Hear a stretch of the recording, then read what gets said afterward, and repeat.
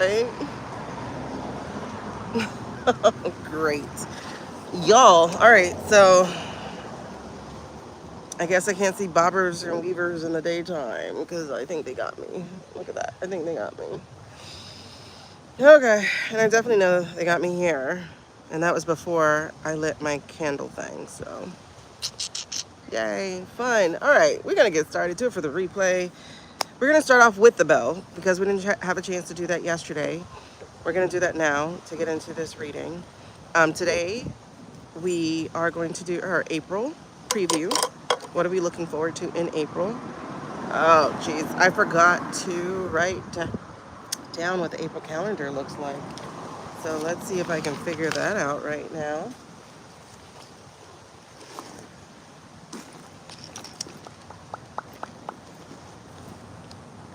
Oh, it's so interesting. All right, so let's take a look at, we're gonna take a look at April, but first we're gonna do, I have this sugar cookie scented spray. It smells delicious. Uh, all right, let's see. Is this my paperwork? This is, because I actually need to take this and go get my test done. Okay, I can use this one. I was looking for this. All right. I have to go get an H. pylori test done because I had it before. You know, I really should look that up and see what that's about. Hi, Suze. Hi, Becky. Hey, cuties. Yeah, they got me, man. Look at that. You see it? It's right there. Got me. Like now, before I lit my thing, they got me. Got me there and got me there. They love me. I have A plus blood, A positive blood. And from what I understand, I think they like A positive blood a lot. So me and my daughter, we attract them so much. It's a metaphor. It's a metaphor how I attract blood suckers. Just call me Bella, baby. All right, now let me stop. Okay, April 2026. All right, so today's the 31st. That means April 1st is on a Wednesday. Wait, is today Tuesday or Monday? What's today? I think today is Tuesday, so tomorrow's Wednesday. So Wednesday is the 1st, and then the next one would be the 8th, and then the next one would be 15th, 22nd, 29th. So April will essentially have 5 weeks. Man, I hate bites. I really hate bites. Okay. So then we're going to walk it back. The 30th was Monday. So the 29th was Sunday. I don't have a calendar in front of me, so I'm looking at this. 29th was Sunday. So I'm going to walk it back 3 days. So the 6th should be Sunday.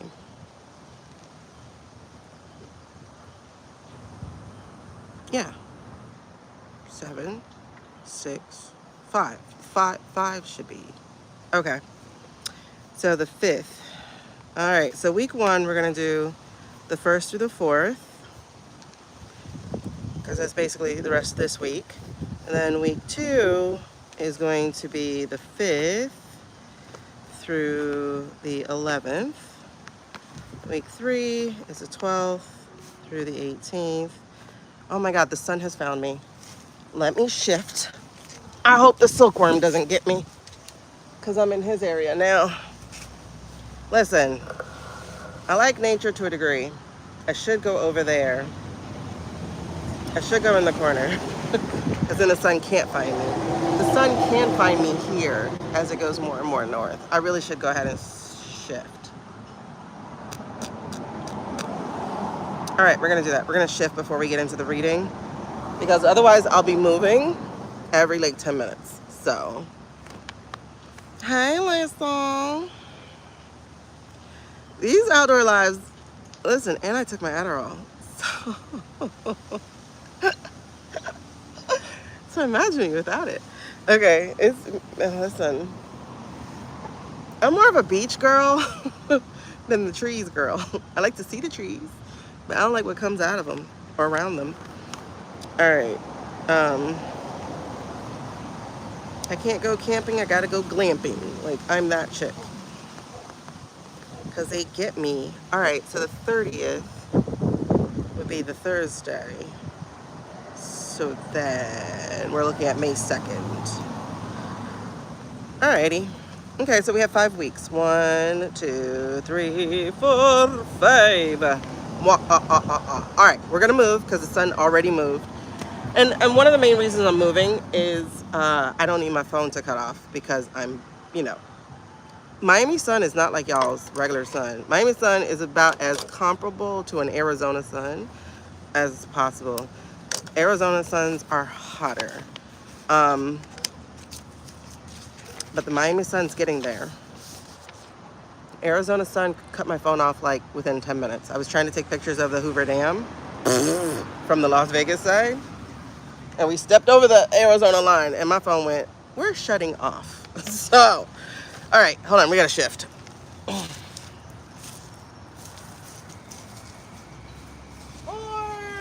you know what? Let me get the umbrella. That way, I don't have to shift. I'm gonna get the umbrella, 1 second.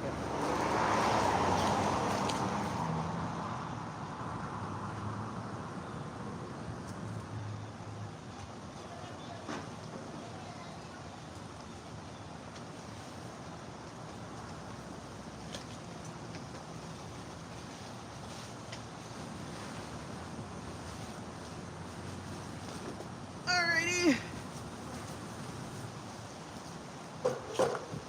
Because I would rather not be up under this tree when there's silkworms dangling down, which I've seen. So I don't want to be wormed. I've already had other green bugs on me today.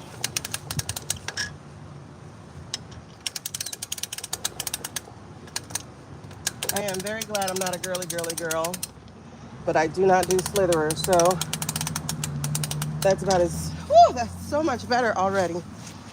Alrighty. There. That solves many problems. If it drizzles, we're good. If the sun shifts, we're good. We're good. Listen, that Arizona sun was something that I was not ready for. The Las Vegas heat / Arizona heat, because it was just a line. Woo! I was not ready for that. And then you think about those people building the Hoover Dam out there. Oh my God. Like, how do you, I mean, I know we're in 2 different heats now compared to when they were building the Hoover Dam, but God dog.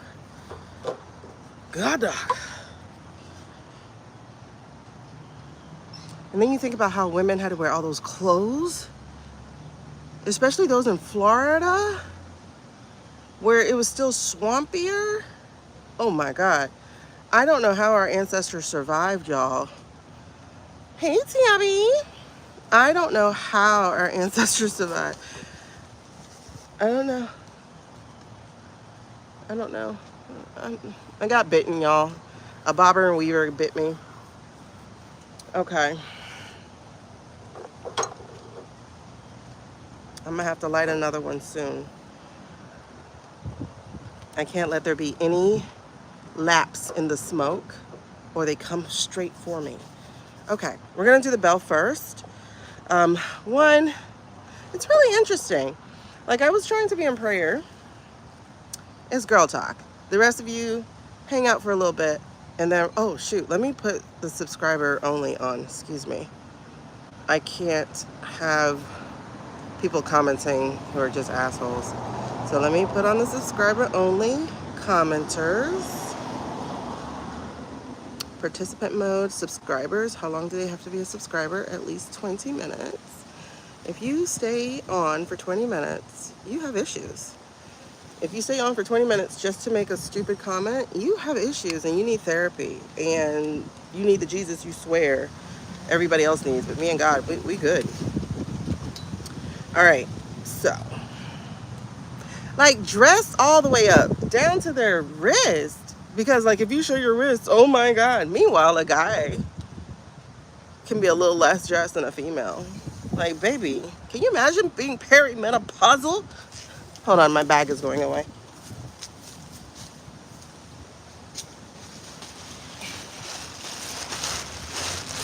My mom covers the top of the umbrella, I guess, to prevent rot or something. I have no idea.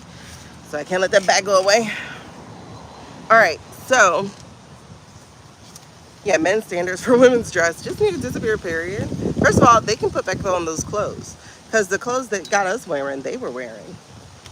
Tights, leggings, you know, dresses, all that stuff. They can put it, well, let me keep my dress, because that's a complete outfit in one piece of cloth. I'll keep that. Just make sure you put pockets in all our shit, okay? I just need pockets in everything. All right, here we go. So we're gonna do our breath first. So what I was saying before we get into this is, like, I was praying, right, before we go live. You know, it takes me a while to pray because I get distracted, duh. That's why I usually pray journal style. It's not that I don't get distracted journaling, but I'm a little bit more focused journaling. Plus I receive better anyway. But as I was praying, it's so weird because I hear the talk back, and it's like, you know, you don't need to do this, right?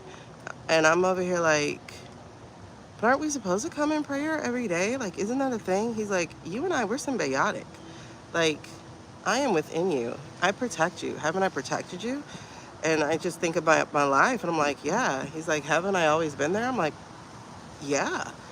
You know, there were several times I should have died. I think I'm on life number 7 or 8, you know. And I was thinking about that, and I'm like, so do I need to pray? Like, you know, it's just like, just do your envisioning of the protection of the light. I'm always with you. And I'm like, oh, okay. Oh, okay. And it's just very interesting. I'm sorry, my stem is to pull my hair. But anyway, yes, I'm wearing sunglasses as a headband. I just don't feel like doing braids yet. It's just really weird. I don't know how y'all do it. And it's just very interesting because people have all this ritual about what they do. And it's like, I don't want a ritual, 1. And I don't feel like I need a ritual, 2. I mean, I love the 3 breaths just because it's self-regulating. But it's like, I don't need that to connect. Oh, girl, my angels be working overtime. The stories I can tell you, like, either I tried to kill myself or I accidentally almost killed myself. Like, I was on an escalator. This is why I don't do escalators. I hate escalators so much because my center of gravity is off. I don't know if it's because I'm fat or is this just off. And I was carrying a box full of glass, and I go get onto the escalator and almost missed the step. And it was just like, I felt myself being steadied. Like, girl. And I promise you, like, I'm feeling it now. Like, I can feel their exasperation with me. Like, dang, I didn't know you were going to be so hard. Hey, Elise. When I say whoever signed up to be my angels and my guides, they're getting a workout. They're getting a workout. Yeah, you don't need to have ritual either, and you was wondering if you need to. You were wondering if you need to. Even when I do cards, as a recovering Catholic, I have more than enough rituals in my back pocket. Yeah, you know, I never understood Catholicism, first of all. I thought Catholicism was very hypocritical. And I thought, don't kill me if you're Catholic. Literally. But Catholicism is like the most, well, I won't say the most. Well, actually, no, I think I shall continue to say the most guiltying of the religions that I've seen. Catholics are the most guilt-ridden group of religious people ever. Oh, AME. I grew up Baptist. Matter of fact, my grandfather's church, he wasn't over the church, he was a deacon in the church. My grandfather's church is like 5 minutes from here. Oh my God, I had so much fun. Not fun, but like, I truly believe in a Holy Spirit because I've personally felt it. But also, I don't know, there's such a difference between white people and black people. I don't mean this to be in a color race thing. I just mean in a cultural thing. Um, and it's not just white and black, it's everything in between as well. Because, like, for instance, I think I showed you guys um, the Filipino people. Were they the Filipino people? There were some Pacific Islander islands, maybe it was Tahiti, I don't know, but they were singing in the Olympics, right? In the Olympics plays, they were singing. It's like you can feel the God in their voice. God, gods, multiple gods, whatever you want to say. To me, God is one of all and many. So it's just like when people, it's something I learned when I was a kid. It's like once I learned God said his name is I am, I went, oh, okay, so you're everything. So when people say Buddha, Muhammad, I'm like, God. When people say Allah, animism, whatever, okay, God. Because to me, it's all God. God is 3 letters and simple. And I have strongly solidified my belief that the God I serve, which is a weird word, I think it's more of in relationship with. The God that I'm in relationship with is definitely not the God of the white Christian evangelical church. Like, there's no way. There's no way. Because the God that I'm in relationship with, if I had a bad thought about my mom, or if I told a lie or something, my punishment was quick. I would bite my tongue, I would stub my toe, I would fall out of bed. Like, there would be some physical, like, you shouldn't have done that, almost immediately. Like, when I was a kid, I think I was 7, and I tried to steal barrettes out of a store. As soon as I crossed the the line to go outside, because I wanted the barrettes and my mom wouldn't buy them. I'm a kid, I don't know better. As soon as I go, I might have been younger than 7. It's just I remember this because I got punished by everybody, including God. God first. As soon as I crossed the threshold and could see freedom, I dropped the barrettes at the door. I was just like, and then immediately the trouble from my mother, from my grandparents, from my dad. Oh my God, I had so much trouble. And so when I say the God I'm in relationship with, he has been training me like a puppy with a water spray. Don't do that. Like, don't do that. You know, so it's just really interesting. But the Filipino people, or the Pacific Islanders who were in that square, you guys have to look it up. Like, look it up. Go on YouTube, whatever platform you want to. Go on there and look it up. They're singing for like Sunday service. Mind you, Christianity has really been used as a cancer across all brown nations. But all brown nations have found a way to where Christianity and their ancestral roots mesh and merge. And I think that's probably the difference right there. I just said it.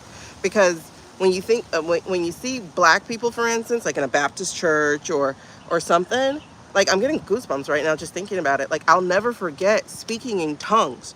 And I thought that crap was not real, you know? And I literally spoke in tongues and I could understand what I was saying, but I could not understand what I was saying. And it was just so weird because I was still having a conversation with a greater spirit and me, and we were in a conversation that I internally understood, just not auditorily understood. And it was wild. It was wild, right? Yeah, you could feel, like, I could feel God, especially in music. Like, music is so channeling, so spiritual. Like, when the people of Philadelphia were singing oh my God, I'm getting chills just thinking about it. When the people of Philadelphia were singing the Billie Eilish song of, like, I'm not leaving somebody behind or something. I forgot how the song goes exactly. Chills. Look, I have tears right now. Like, that's where we gotta go.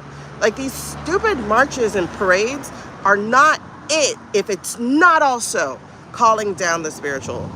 Like, you need to be calling on your ancestors, calling on the spiritual beings, calling even like through galactic space with your voices. And it's not just shouting, and it's not just carrying a sign. It's literally the energy of song. It's not chanting, it is singing. Because that awakens. It's like, I literally can right now like envision the spirits rising to join in, to stand with. It's, oh my God, I can't believe I'm crying, but it's so crazy. Y'all miss the mark so much because I feel like you lack spirituality.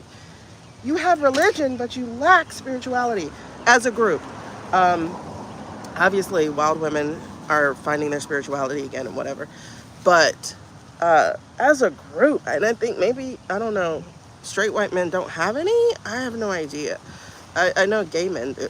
Like, a lot of gay men, well, a lot of gay men do, not all, because obviously Peter Thiel, Scott Bessent, you know. So I'm speaking generalities. I'm not speaking specifics here. But that's like, okay, that's what's different. It's not just that you don't have a goal, because y'all don't. There is no goals to no kings. I need to hit a certain number. Y'all say that every time. We hit the 3% because somebody said, who said that was actually true? Who said that was a real number? Like, we need to do 3% of the population. Who said that actually works? You know what I mean? That's not the part that works. It's the energy. That part, I think the energy worked to a degree this time, because I'm trying to catch up and see some of the events, but just being present isn't enough. Hey, Nicole, you have to like call up your ancestors. Like, you have to call these people forward. Let them join you. They've already fought before. Oh my God. They fought before. Oh my God. Stop.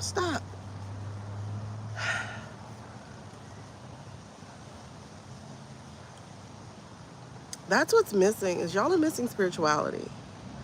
Because that literally is the difference between an indigenous person having a protest, standing together on Standing Rock, like Care Bear stare in the freezing cold of Wisconsin or North Dakota, facing a hydro hose of water, but still like,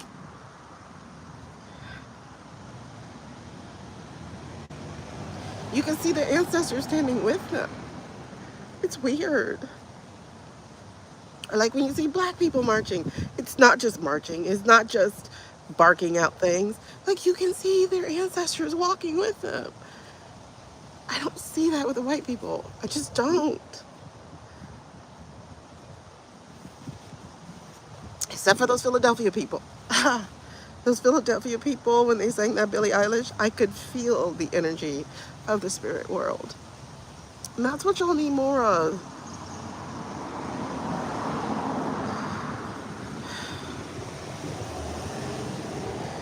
Because if you had more spirit, you'd be fighting, like for real fighting. Like, for real fighting.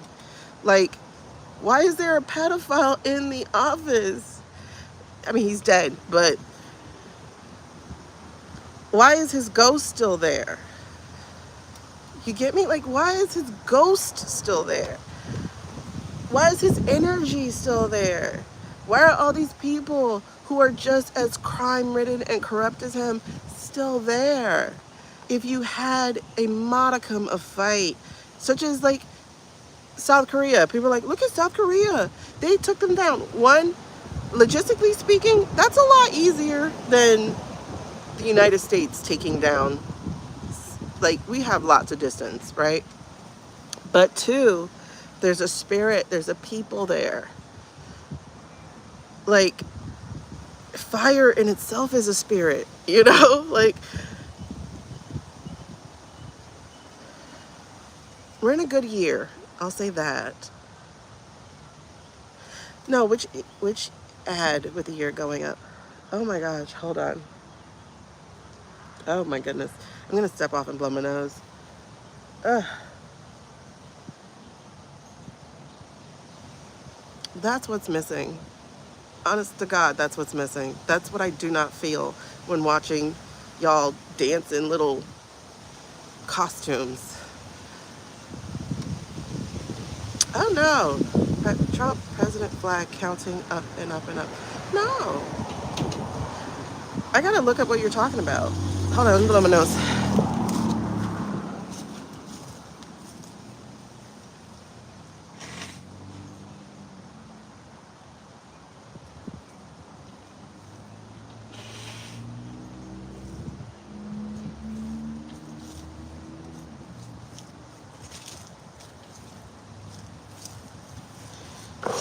Oh gosh, sorry, I just get so passionate and moved by everything.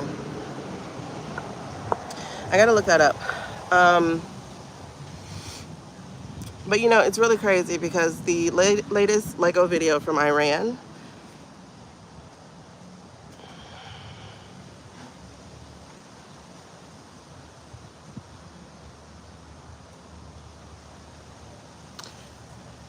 the warning is very clear. So clear.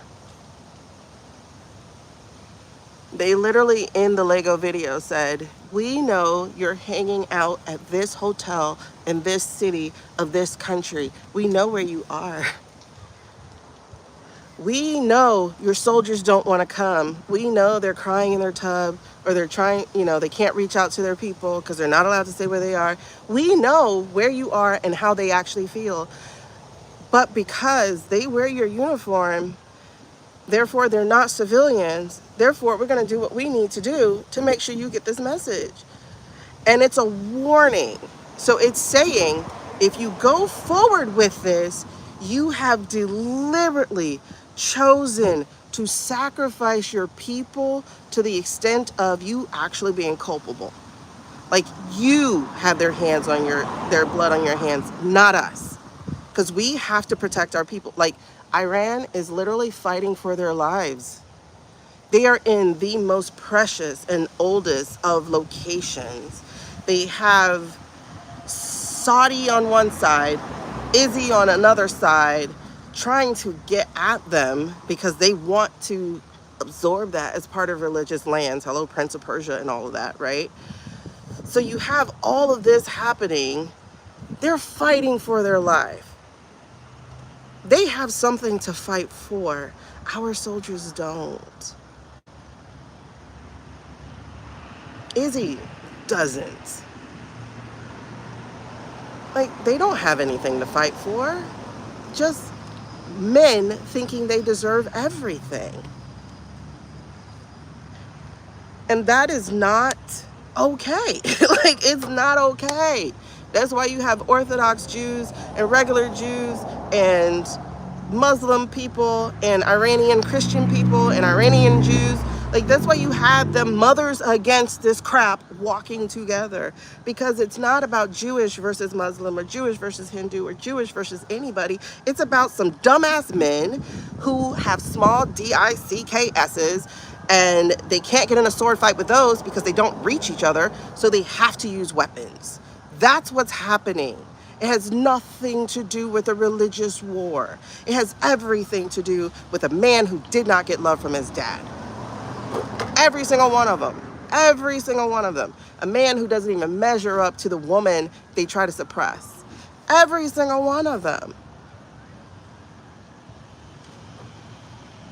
There's nothing religious or spiritual about the war they're doing, but the war at large, oh yeah, it's definitely spiritual. It's definitely spiritual, because they represent the evil of this earth. And it's not even money. It's the power that money gives them that is the evil thing. Not personal power, external power.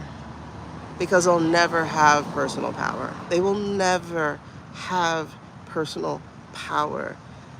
And so it will never be enough because it will never touch their lack of feeling powerful.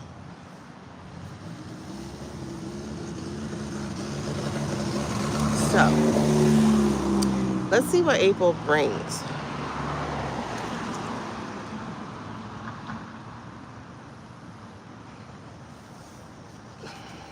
Let's see what April brings. Oh my gosh, I'm so sorry. I get very passionate.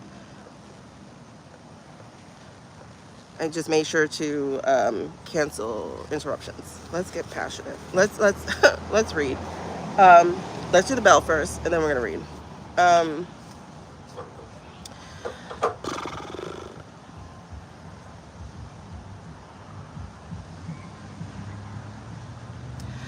Man, I feel like I have a well right now, and I'm like, please don't come out. There's just so much. It's not even fear. Like I'm not afraid. I mean, I'm afraid, but I'm not afraid. Um, it's just, it's not even rage necessarily. Um, Frustration. There we go. It's whatever is a higher form of frustration. That's what it is. I'm so frustrated by the lack of action in this country and by the willingness of men to destroy all of our lives for 5 years, 20 years of reign. Like, it is so sweet that in the first week, Net Boo Boo died. That is the sweetest thing. Poetic justice, bro. The first week he's gone. And I just wanted to, like, you waited 40 years for your own death. Cool. Very cool. That's how you know whose side spirit is really on. It ain't the side of war, it's the side of the people. Because they got rid of him. And now you have some evil little dude trying to slow walk his way up to the top of Izzy. And apparently he's a little bit more evil than this guy. And he would be, because he would be fully indoctrinated in this, whereas Net was not. Net was born before, or just around the time of the I-state being established. So he's not fully indoctrinated in the shit that he indoctrinated all the people in. It's interesting. Because you watch them talk about each other and it's like, but y'all look alike. Oh, the Palestinians are dogs. But you look like them. How do you look in the mirror and not see that y'all don't? I don't understand. I don't understand. I'm sorry. I'm not ranting today. Let's get some bells going. Let's, whew, I need that. You need to relax, release, and expand. Because we're going to get into this. All right. So this is how it goes. We're going to do 3 bells. The first bell is going to be to relax, which obviously I need right now. And so by relaxing, you're either going to put your, well, I suggest you put your hand over your heart, whichever hand is yours that you want to put, and then you put one hand over your diaphragm, which will be right below your rib cage, you know, just above your belly. And you're going to take a nice deep breath, pull in for about 3 to 4 seconds. If you can go longer, go longer. Just don't make it too much work, you know. It's about flow, not work. Then you're going to hold that breath. And as you hold that breath, feel the good breath going in to replace the deoxygenated breath. And when you release, you have 2 choices. You can either release in one giant exhale. Again, as you exhale though, you're going to allow your shoulders to drop because we're going to relax, okay? Or you can do a more controlled release. That's fine, like control and slow. But you're going to do it for about the equal amount of the inhale. So about 3, 4, 5, 6 seconds. Until everything's gone. All air needs to be cleansed out of your body and your shoulders need to drop. If your shoulders do not drop on that first breath, do a second one because I'm going to come back and explain the second breath. Okay? Let's just do it that way. Whew! All right. Let's get into this first breath. Okay, hand over heart so you can feel your own heartbeat as you take in your breath. I'm gonna have to blow my nose one more time to do that. Feel the breath entering through your nose. Hopefully you don't have a cold. That's what I'm still struggling with a little bit. Um, Feel the breath go through your nose. Feel it travel down into your lungs, and then hold it. Let it continue to do its job, and then release. That's what we're gonna do. All right, first breath. Let's go.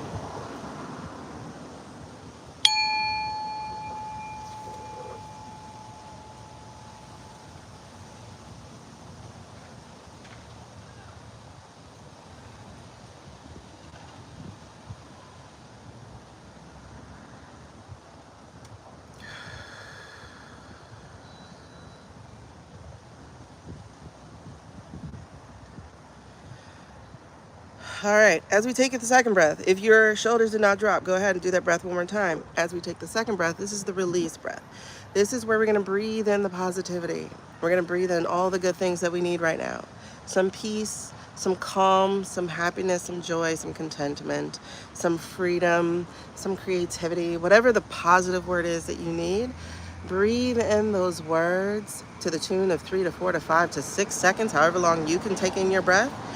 And then when you do the hold, feel those words as they go through your body. You should feel it as energy, go through your body and push out the negativity. So we're gonna grab up the negative words in that hold breath, and then we're gonna release them out. We're gonna push them out on the exhale breath. So we're gonna push the doubt, the frustration, the fear, the despair, the anger. We're gonna push all of that right out. Woo, child. At least I get you, girl, because that's where I was yesterday. I mean, last week, all last week. All right. So, hold on. I'm going to take water.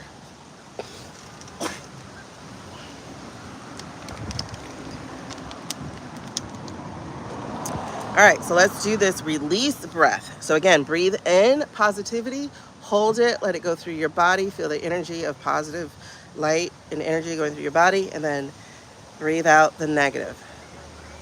Second breath, again, put it over your hand over your heart. Keep yourself regulated. Hand over your diaphragm so you can feel yourself inhaling, exhaling. All right, after this breath, I'm gonna go get me a lighter and light my third stick over here. All right, let's go.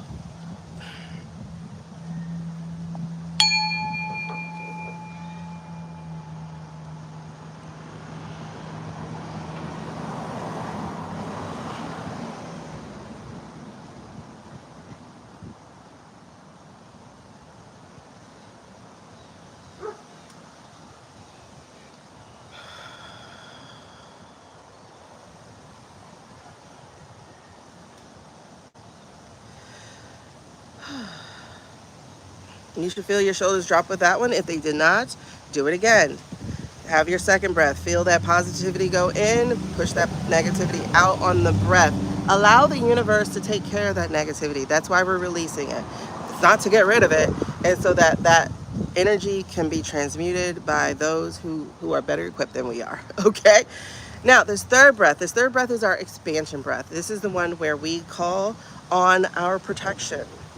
Okay, so we're going to envision the white light of love and protection as it enters through our crown chakra. So light coming from the heavens straight through the top of your head, and you should feel it going through your body. Or you might instead envision an orb of protection, an orb of light surrounding you. But again, you should be feeling the energy or energy shift. However you feel it, okay? Other people may feel it, because this was brought up in one of the classes that I'm taking. They just might feel it like a veil or just change in the, whatever, the atmosphere. However you feel that change, calling on protection and spirit, do so, okay? Feel it. Feel it how you feel it. Now, on the hold breath, the hold, you're going to be envisioning your own power, your own energy. I tend to see mine in my heart chakra. That's just where I give from, right? You might be more powerful in your root or sacral chakras. Wherever you feel your own powerful energy from, I want you to envision that as well. Whatever color light it is, too, because mine is more of a light purple. Um, And that's going to be on the hold. Going to allow that light, your own energy, your own light, to meet that of the spirit. Okay? So now we're going to mesh energy with the spirit. So if you've imagined the orb, you're going to send your own energy out to meet the orb. It should, just to give a visual. I don't know if it'll feel this way, but the visual that I just imagined was those lightning balls, like where you touch and then lightning just jolts. So I don't know. I'm a science nerd. So anyway, or because you might have seen it come through your chakra and go through your body, then you just mesh yours. You push your own energy out on the exhale. That is what we're doing so that we are in communion with our spirit before we get into this reading. Like I said, we normally do it at the end to close our reading, but we didn't get to for the last two, so the readings felt open. So we're going to go ahead and just take it over from here now. All right, so third breath. Again, envision white light of protection or whatever light color. It could be off yellow, I don't know. Whatever color you see, your light of protection coming from the heavens or however you envision it, the universe, wherever you envision it. See it either coming through your crown chakra or as an orb. Or you might instead, if you're outside like me, you might actually feel that energy coming as it's tethered from the ground. One more tied to the soul, the soul of the soil. Either way, those words work. Okay, so let's do our third breath.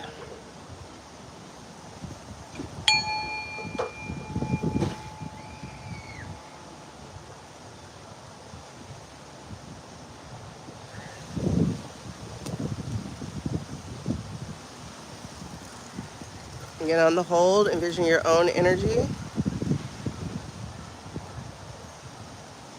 And on the exhale, let your energy meet that of the spirit.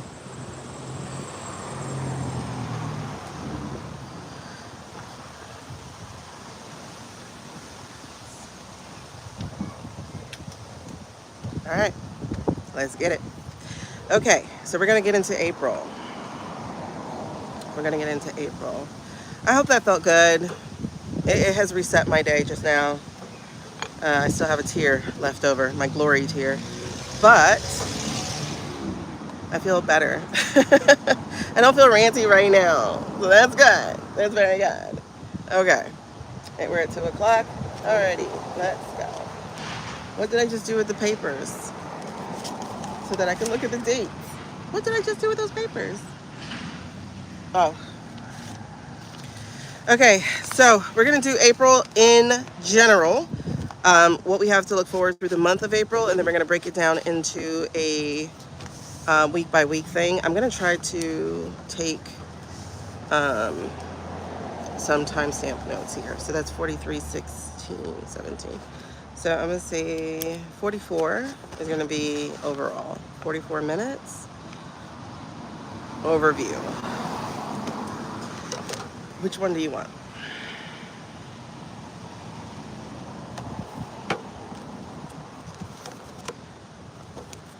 Okay, what do you want for overview? All right. Thank you. All right, so I'm going to say off the rip, for entertainment purposes only. Hey, Bree girl. For entertainment purposes only, we're about to look into the overview of April, what's coming ahead, what we have to look out for, what we spiritual enlightened beings are going to be coming up against. I don't really like this first card, but it's very telling. Somebody's going to be the main character of April's story for us. And I kind of like that, though, because that means the energy is going to be directed at this person. Oh, yes. Oh, my God, yes. Okay. So we're going to take a... let me pause real quick so I can get a lighter because I'm not getting bit by mosquitoes today. Again, I have 2 already for today. Y'all give me a quick pause and then we'll get back to it. 1 second. Because I'm about to be out of my mosquito stuff.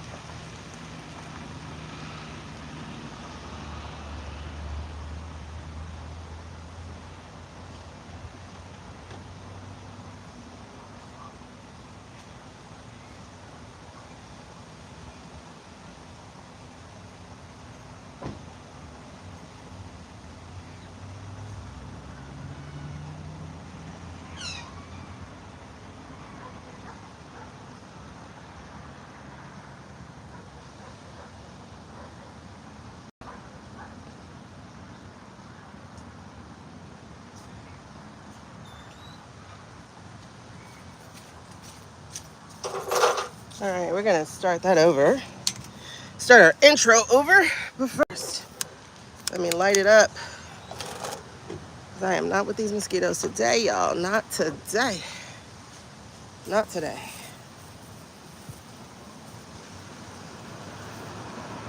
I mean, the wind's blowing, so you think they would not bite me. But I'm guessing they're flying well today.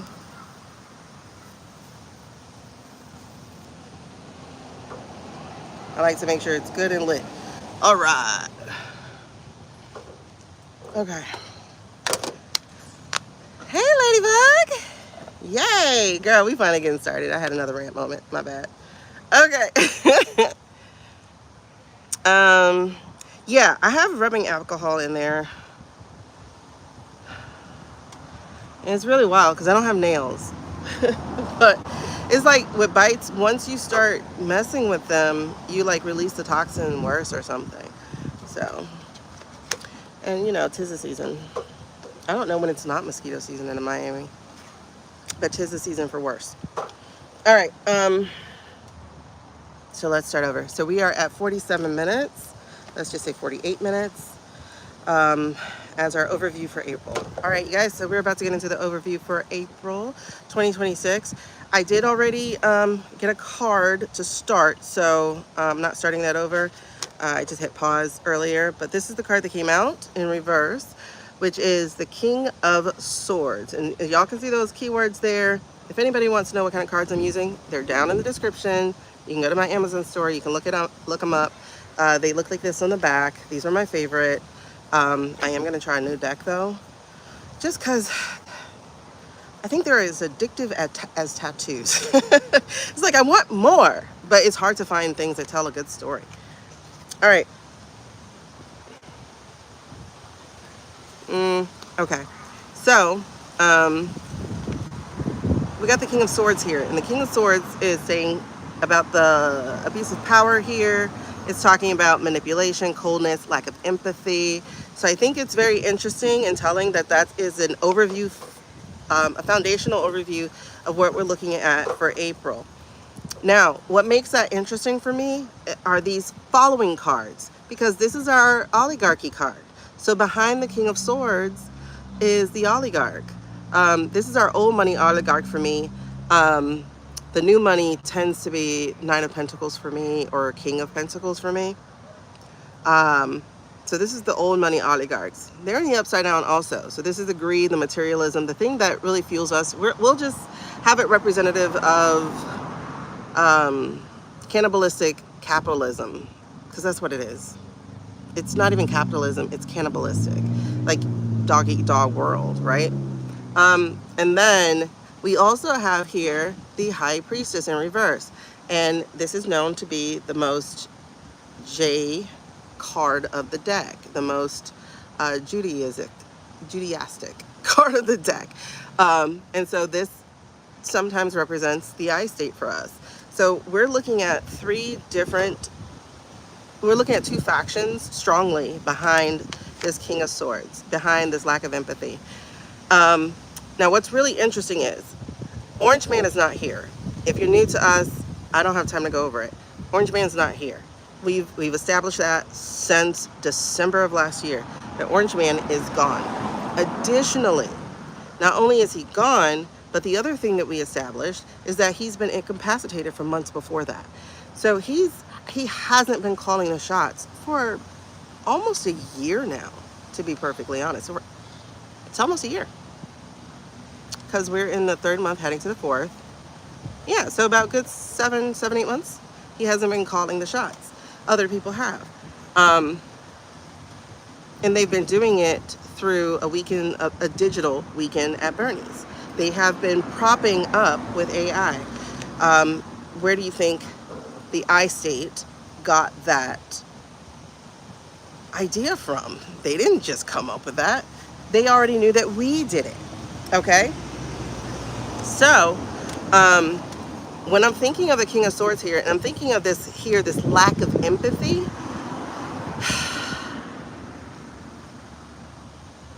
I guess I'm gonna say the war money. This is, Nope, nope, nope, nope, nope, nope, nope, nope, nope, nope, nope.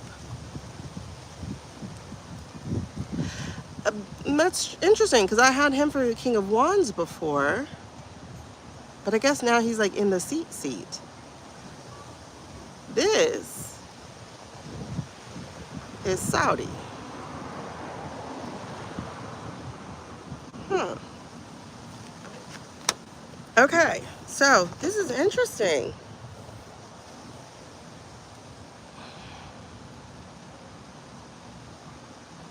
Because I was going to say that I think it's Peter, but it feels like even he's like pushed out of the way because there's someone more ruthless than him, and that would be that prince.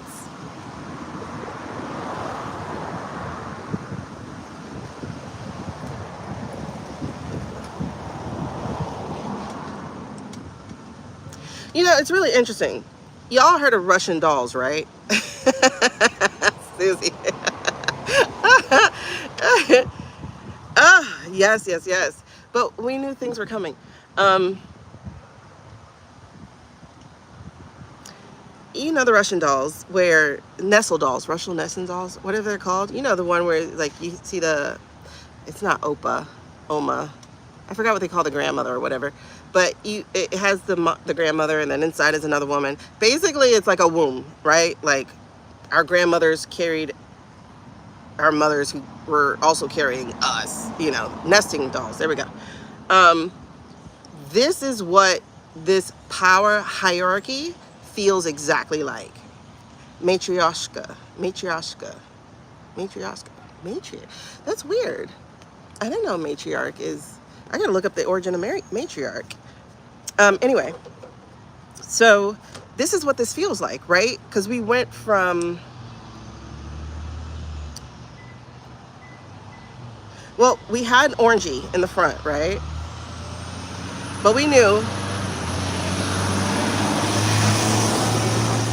Orangey had controllers, and we knew the controllers had controllers, and we knew old money was there, but we also knew the tech boys were there, and we also knew Peter was even over the tech boys, because Peter has this idea of being the ruler of the entire world. He just does.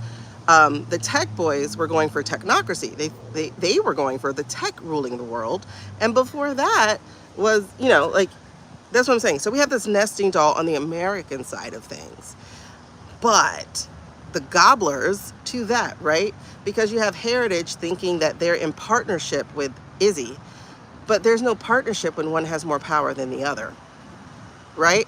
So basically, it's either the nesting dolls or think about the fish. Big fish eat little fish, eat little fish, eat little fish. You know what I'm saying? So that's literally what we're seeing. As we get closer towards the end, we're getting to see who's the bigger fish. Or as we get closer to the end, we're getting to see who's really the doll within the doll. Oh,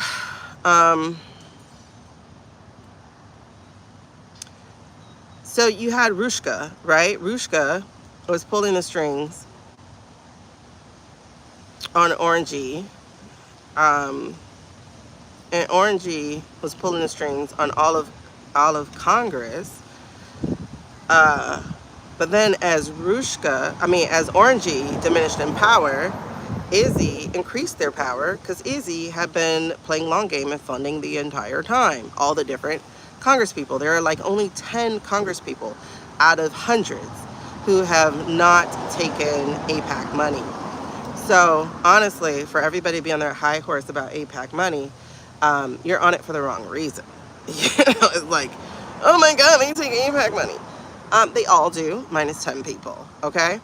So, and again, I understand to a degree why, because as people have pointed out, it's extremely expensive to run these races, especially when GOP tend to be the polar extreme, the extremely poor who they weaponize against the rest of the world, and then the extremely rich who weaponize their money against the rest of the world. So the extremely rich can do dumb things like put $200 million into a campaign that a normal person who wants to change the world cannot go up against. So I understand taking money. I don't understand taking AIPAC money today. That's where I think now we can be on our high horse about it. In 23 and 24, I don't think we could have been on our high horse about it because most of us didn't even know what was going on. Like truly going on with iState. And now iState's been exposed and iState has honestly been deposed, which is why they're focused on Lebanon.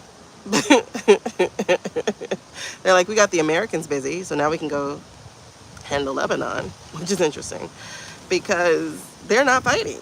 And then they go and they do stuff that's inhumane, but we get blamed for it, such as hit desalinization plants. We don't hit those.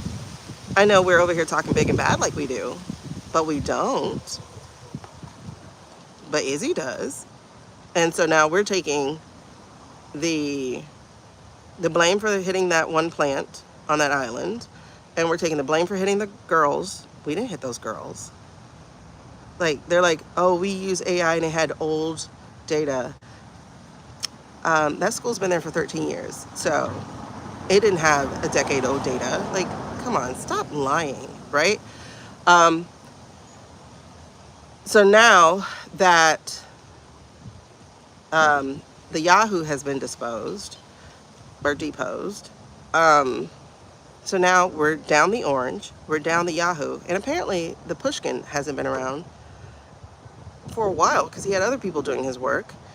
And you could see that because in August, the clone guy they sent, you were just like, who the hell is that? The man had cherry cheeks, and you're like, y'all sent the wrong one. And he was just so, like, what? And then he was pulling faces, and I'm like, this is not Vladimir. This is not him. Sorry. So he's been gone for a while, actually. So you have the three top dominoes gone, only to find out there's a fourth that's still pulling the strings. And remember, it was like, who do they work for? That's the real question. Because when you realize the crime syndicate is completely compromised, which is why they were hired,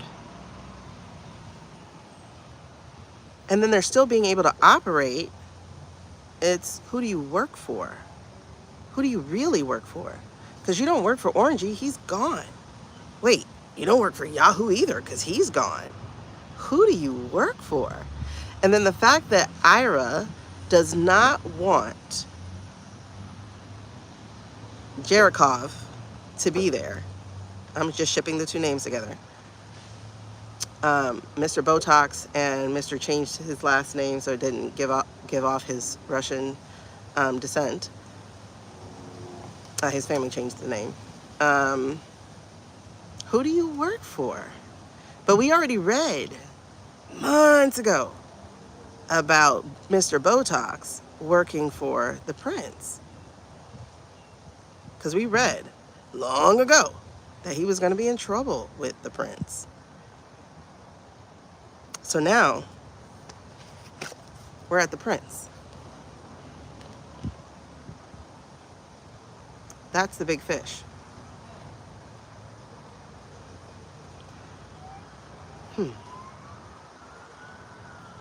Cushy poo. That's the big prince. I mean, that's the big fish. It feels like end of the line big fish. However, we still have other dirty ponds to deal with, such as in the files.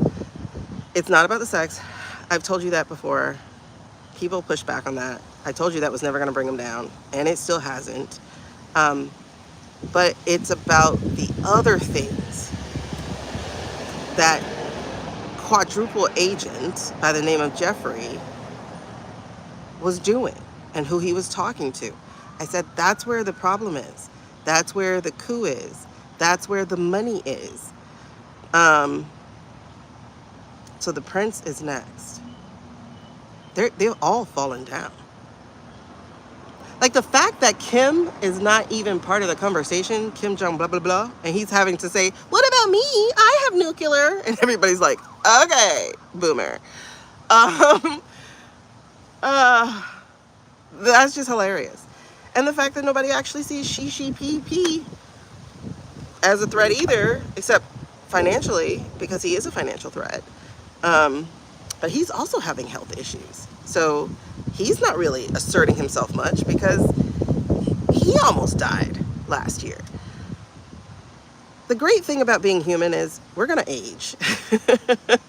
And thank God they don't last long. No matter how much they're trying really, really hard to figure this part out by eating young people, and thankfully that's helping to kill them as well and give them Parkinson's and all that kind of stuff. He's our last fish. I mean, we still have other fish to reel in, but he's the big one, the kahuna. And he's going to be our target this month.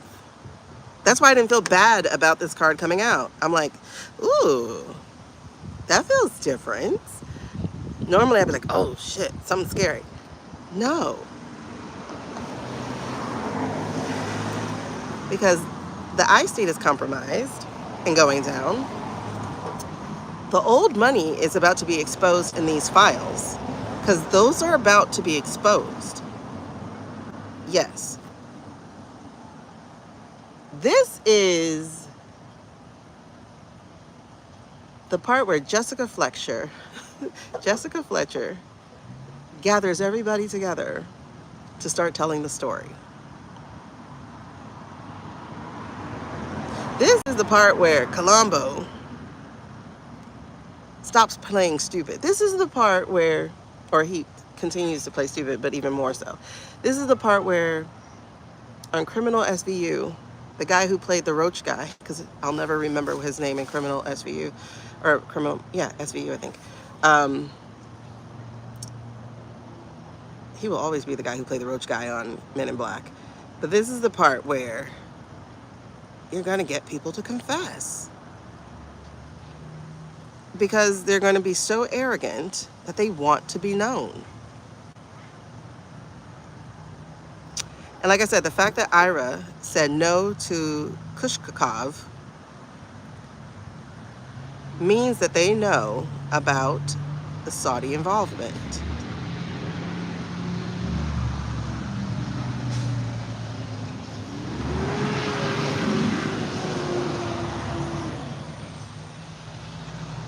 This is going to be fun. Yes! In the Edgar suit. Yes, yes, yes. This is going to be fun. I know. God, I hate the part that, that we're involved in it. I wish we could be distant. Because on a distant, like, movie watcher, I'm like, oh, this is the good part. But in real life, this is actually the bad part. Hopefully, what Libby said is true, is that we get stopped from sending in those guys. I mean, but technically they're already there. It's just, there's a tripwire. And I don't know what the tripwire is with Ira. Oh, yes, yes, yes. We do know the tripwire with Ira. It's when he does the call in that Lego video. When he does the call to do something. I forgot what the call was. I'll have to figure that out. All right, so anyway, this is the good part of the TV show. Not the good part of real life right now, though. But I'm saying it's about to get very interesting. Oh, yes, yes, yes, yes. Because they've been watching from afar. Interesting, interesting, interesting. There she is, the Cold Queen. Who is she? Because we got the King of Swords in reverse, and now we have a Cold Queen in reverse. Who is that?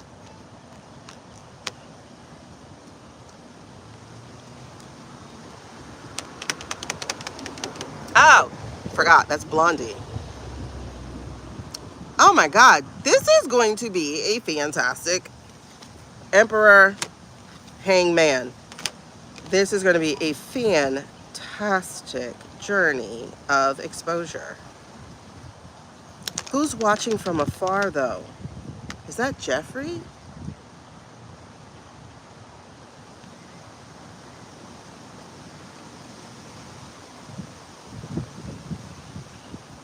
Is Jeffrey still alive? Let's pause real quick. Let me go to Nyx with that before I get into this. Okay, so there's the world. Because I saw it as split and it was like, read me. There's the world. I see another split that I'm going to pull up. That's the world in reverse.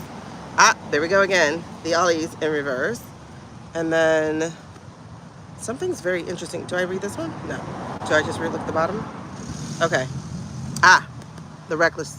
I hope this is not us being reckless. Oh my God. And what's this? Ace of Pentacles. Lack of planning. Ace of Pentacles in reverse. Right underneath the world being incompleted. So this is possible that they could be stopped from actually going forward because there's this lack of planning here. How do they get stopped? How do they get stopped?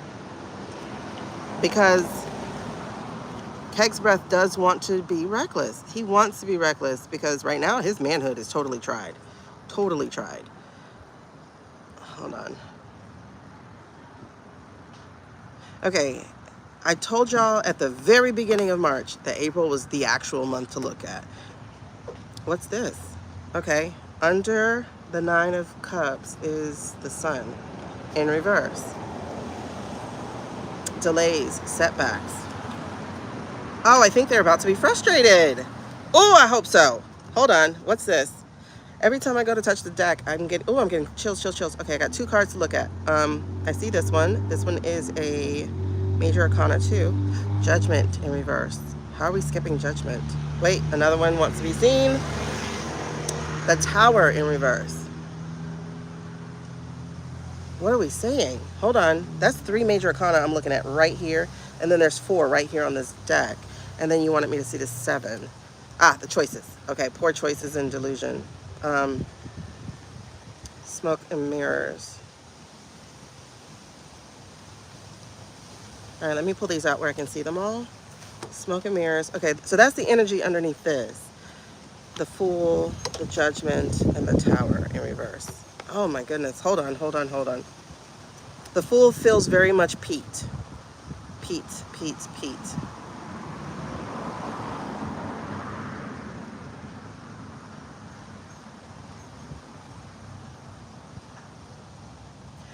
I do feel they're going to be stopped though, because the world is incomplete and the Sun is in reverse. That's setbacks and delays.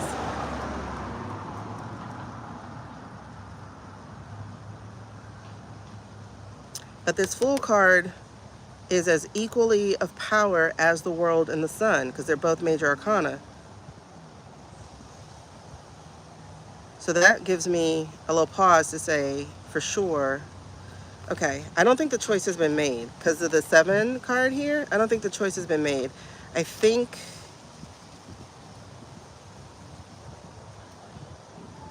everything hinges on the conversation with Shady. Is that it? Is that the two of Wands? Is everything hinging on Shady? No. What is everything hinging on?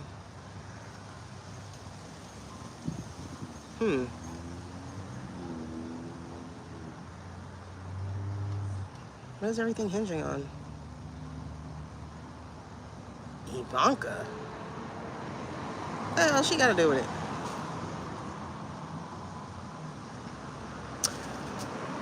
Oh, goosebumps, goosebumps, goosebumps. She can throw a wrench in everything, and she is very close to making that decision.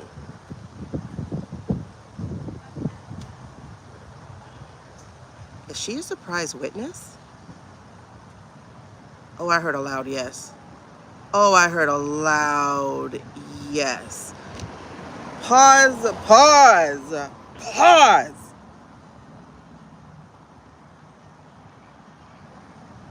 Pause. Oh, so many chills right now. Pause, pause, pause. Pause, pause, pause, pause, pause. First of all, let me let you see my board. My table. I'm gonna let you see my table because the amount of Major Arcana here. Look at this. 1, 2, 3, 4, 5, 6, 7. And just this little spread. Y'all see that? You're on my neck thing. That's why you keep wobbling. Y'all see that? Y'all see that? I was tempted to read under here because I did see that there's a 6 here. 6 of, oh, swords. Okay, actually, that's making sense because this is part of the pause. This is part, hold on. Wait, stop moving. This is part of them not being able to go forward. You see that? It's stagnation. And it's really interesting because this says fear of change. This says fear of change. This says resistance. That says resistance. Resistance to transformation. Resistance to transition. There's something here. Oh, this is the military. This is the military. They're not with it. That's who's going to... Oh, my God. Okay, hold on. Whoa. Let me write these two things down. Baby, let me write these two things down. Hold on.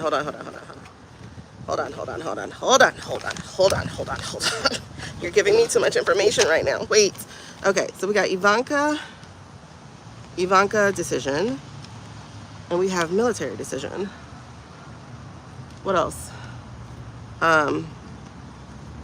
Pete's pushing. We have MBS. What is he doing? He's big fish. But he's going down. Shady. No, Shady's not part of this. That's interesting. I get Shady's not part of that. Shady's like almost a non-factor. But what about yesterday, what you told me? Things have changed. Things have changed. How did things change? Things have changed. What's changed? Oh, he's gonna go along with. Oh, he's sticking to the status? He's sticking with the status. So he's not going on his own.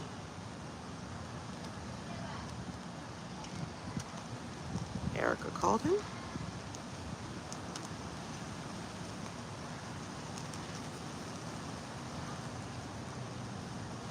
I think she did. That Drewski thing.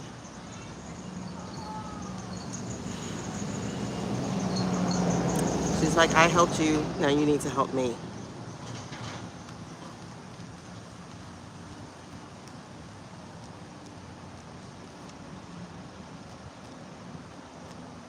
Really? Okay, but what about Elon? Redemption tour.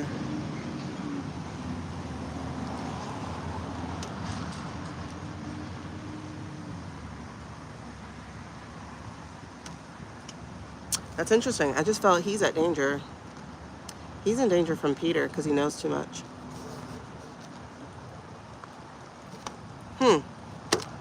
Interesting.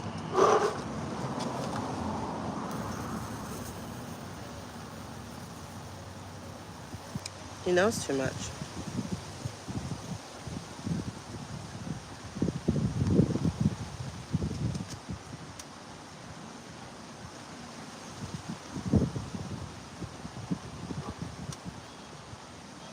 Who did he give the information to?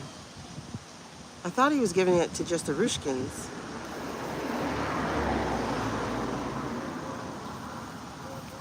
Oh, this got out of his control. This went beyond his hands because the Rushkins didn't keep it to themselves.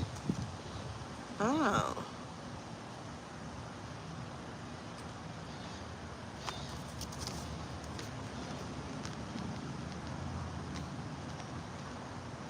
So who's he in trouble with? Peter. How's he in trouble with Peter then? No smut. Oh, Palantir.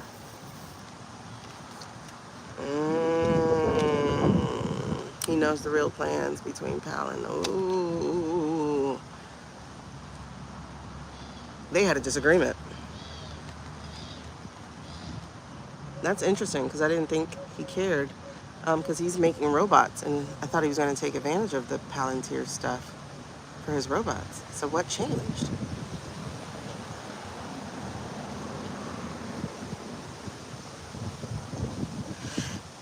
This is interesting.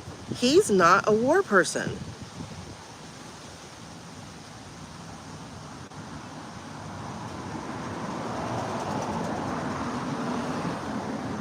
The realities of war. It's not a game.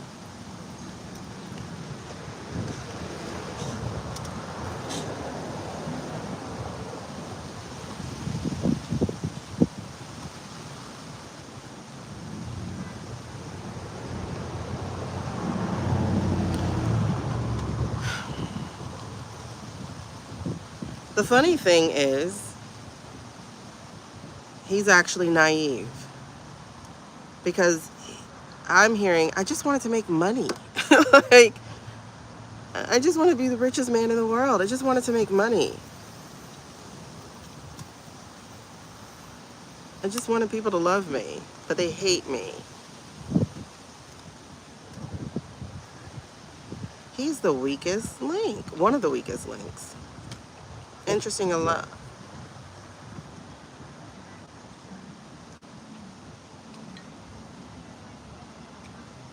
Like, he's interested in saving humanity, whether it hurts them or not, right? But his old pal Peter has no interest in saving humanity.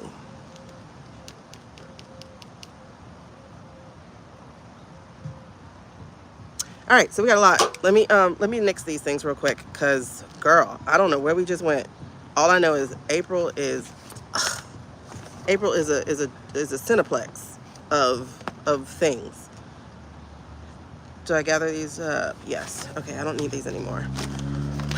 All right. So, oh, Jeffrey. Jeffrey was a question. I don't know.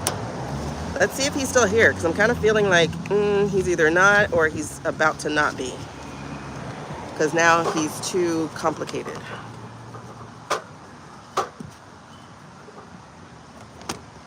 Outgrown his usefulness? Because many of them aren't even interested in the sex part. It was just about the trapping people. That's really what it was about, was trapping people.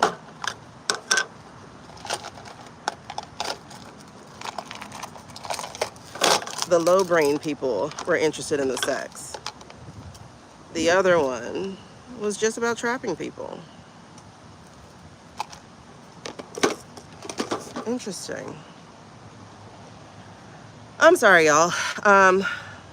Sometimes that happens, that I get talked to. All right, so we're gonna take a quick little tangent here about April overview. Actually, not really. This does still fit the overview. Suze, we're all over the place right now, child.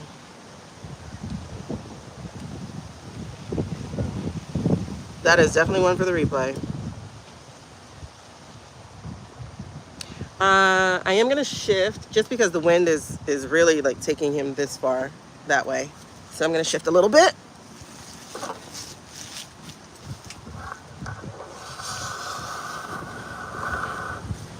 All right. Okay.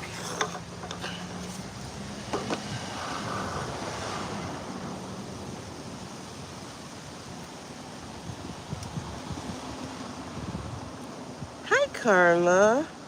Okay, so we got some things to. Okay, so some of the things we're gonna let me pause this real quick. So next 80 minutes. How did we get from 47 to 80? How the heck did that happen? 80 minutes. So did I finish the overview with April? I'm gonna say no. That's a April overview part 1. That's the part that has nothing really to do with us, everything to do with the players. So we'll call that the April overview part 1.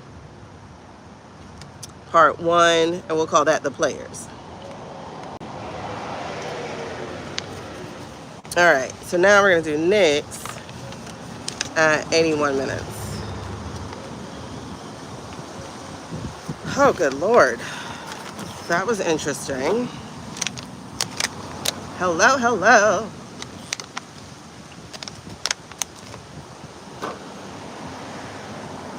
All right, so some of the things we're about to ask Nyx about.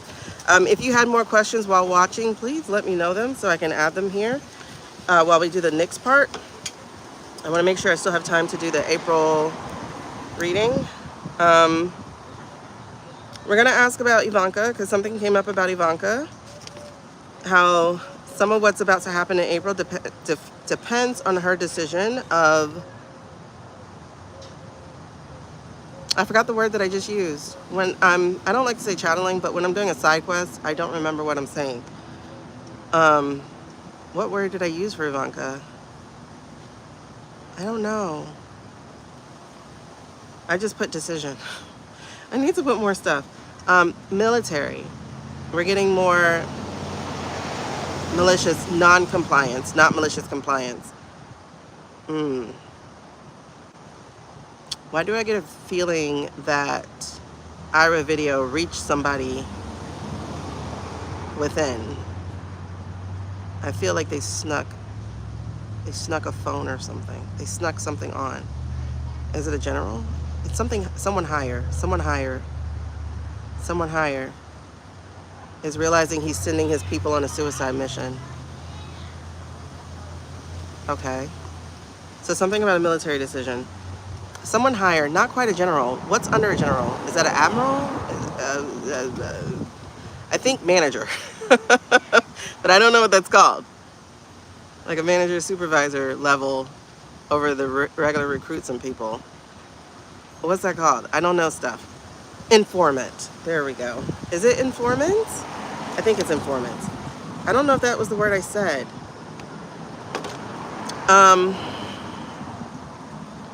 Pete's still pushing regardless, but I don't know why he's pushing. And I guess I should ask that. I know Libby did something about money because he made money. Like he bought into stocks or shares or something, or invested into war stuff before they went to war. So there's that, but it's not just money. I do think he believes the holy war shit, but he's pushing. So I'm gonna just put holy war. Maybe I'm gonna check in and see if that's really it. I think that's how they got Pete to stay, because honestly, he was going to turn informant. He was about to start singing, and then they brought up the religious shit. The fake God stuff. I'm glad the Pope said what he said. It's crazy. The minute I say the Pope, I think about the dream I had about him protecting a sexual predator.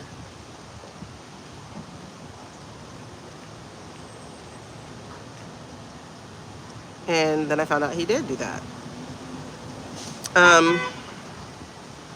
Not that he was one, but that he protected one. Then something about Big Fish being the prince.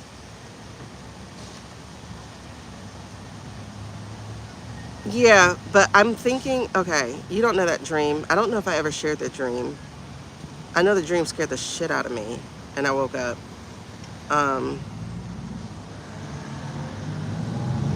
Honestly? And it was right after the guy got confirmed, so I didn't know anything about him. So this was, what, May of last year? I had 2 dreams about him. Both of them were weird. One scared me, and then the other one was like, why is the sky split into 2 different colors? Like the sky was like starkly split into night and dark, night and day. Like you could see night on one side, day on the other side, very sharp delineation line. And I'm like, what? What is that about?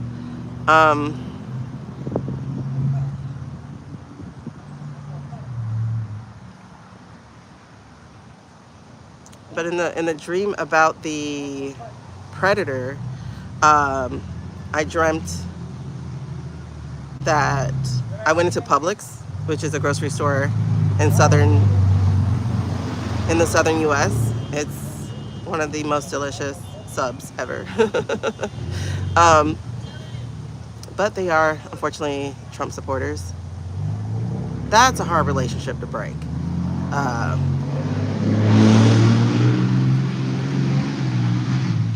but it's pretty much broken. Anyway, I haven't had a sub in over a year. But I dreamt that I was walking to a Publix, and right before me, I could see this little girl about the age of 6, and I saw this guy. I didn't know he was the Pope, but I saw him in all these Catholic clothes, like bishopy clothes, like, you know, a gown, white stuff, whatever. And then the girl's needing help, and everybody's walking past her, walking past her, walking past her. And he walks up to her, and she's like, I need help. I need to find my mommy or whatever. And he was like, okay, come. It wasn't even about finding her mommy. It kind of was.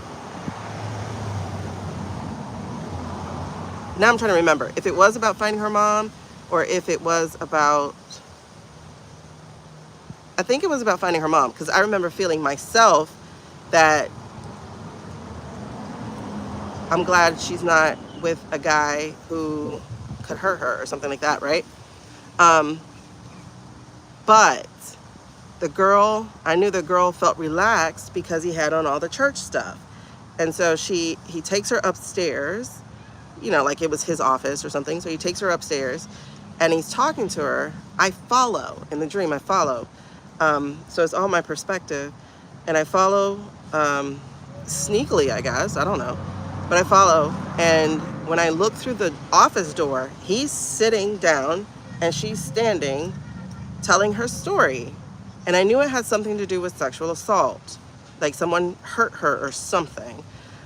And he looks at me, he sees me, he walks towards the door, then grabs a push pin that was in a cork board next to the door, and goes for my eyes. And I wake all the way up because I didn't want to feel that. So then I research it and I find out that he did protect a predator. And I think it was early on in his career as a leader. So I think ever since then he's tried to make up for it. But apparently there is a girl that happened to, sisters actually. And one of them was about that age that I saw, like 4, 5, 6. And I think it was in Argentina. It was somewhere down there. 1, 2, 3. Yeah, I think it was down in Argentina. But I woke up and I knew he didn't do anything with it. Like, he was not the culprit. But I also knew that he tried to take my eyes out. He tried to pretend like it didn't happen, or like try to hurt the person who's seen it. So it was weird. So those are my 2 Pope dreams. But anyway, I don't know what they mean. Alrighty. Next, are you ready to have a PolitiChat with me? Oh, you know what? Let's do this. I haven't done this in a couple of days. When the full moon comes out later this week, I'm bathing everybody. I put them in my car. I put them on the dashboard of my car so they all get bathed.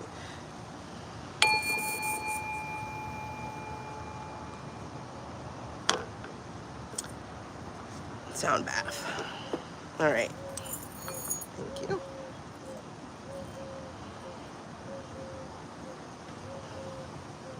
Okay. This is about as far as my ritual goes. All right. So, are you ready for a PolitiChat?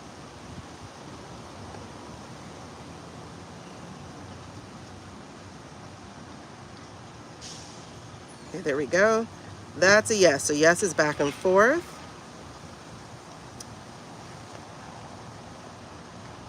Yeah, it was the current Pope. 89.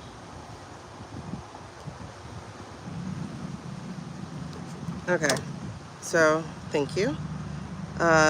Let's see a no, please.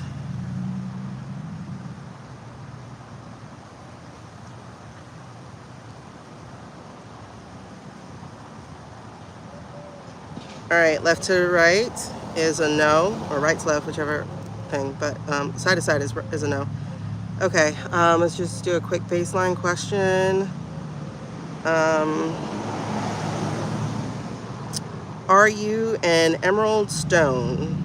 Am I talking to you through an emerald stone? That's a no. Okay. Am I talking to you while you dangle from a silver-toned chain? Am I talking to you while you dangle from a silver-toned chain?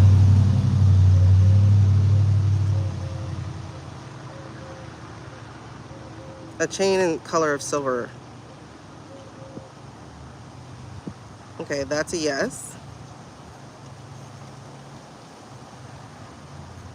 That was a blow of wind, by the way, but that was a yes. Okay. I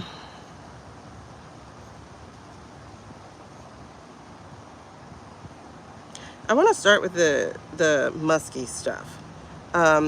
Is Musk against the war, the global conflict? Is Musk against the global conflict?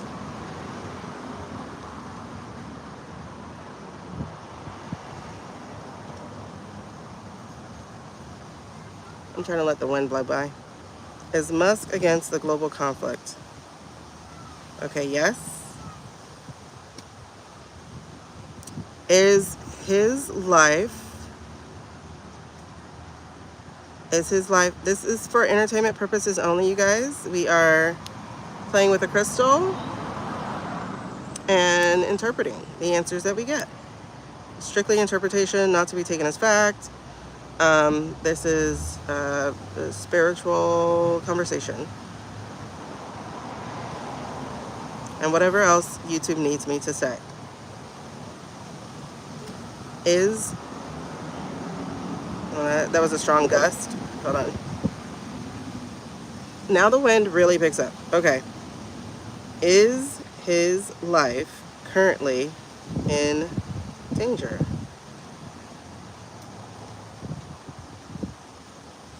That's a yes, you guys. That's a big yes.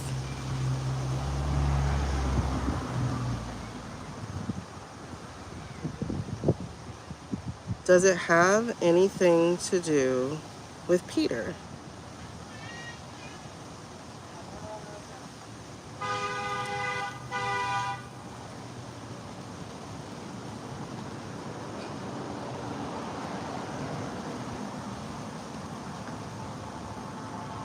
Hold on, I'm sorry.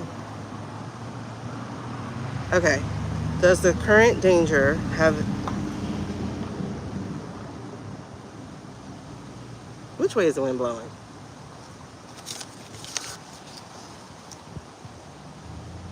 Okay. I think it's blowing... Yeah, there we go. That's the wind. The wind is blowing that way. So I'm blocking this, by the way, with my body. But when it does the other way... So there's that way. Is it also blowing this way? Stand up. Okay, so it is also, it's like a crosswind. Stand up.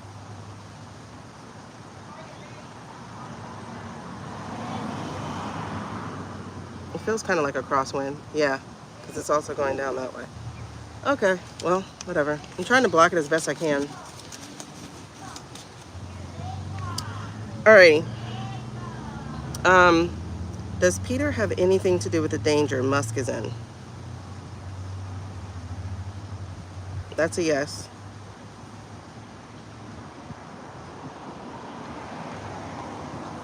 Okay, that's a very clear yes. I was just waiting to make sure there was no wind to it.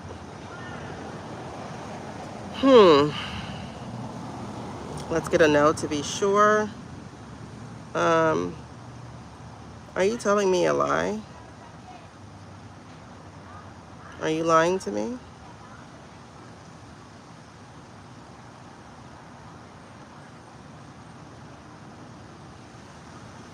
That's a no. Are you telling me things only I want to hear? Like, are you being affected by my energy? Am I making you say things the way that you're saying things? Okay, that's a no. Are you telling me only the truth of the light, the truth of higher good for our greatest good? Are you sharing the truth with us? That's a yes. Hold on. I know, because I keep talking in my head, so I try not to. Um, are you sharing the truth of the light of God, of the greatest good, for our highest good? That's a yes. Are you sharing only the spiritual truth of light and not of dark energy? Are you only sharing spiritual truth of light and not dark energy? That's a yes. So is Musk's life in danger due to his interactions with Peter? Is his life in danger due to his interactions with Peter?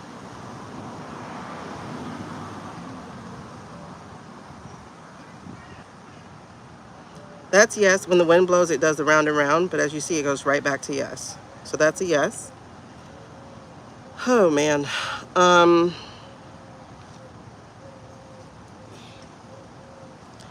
does it have anything to do with that surveillance company?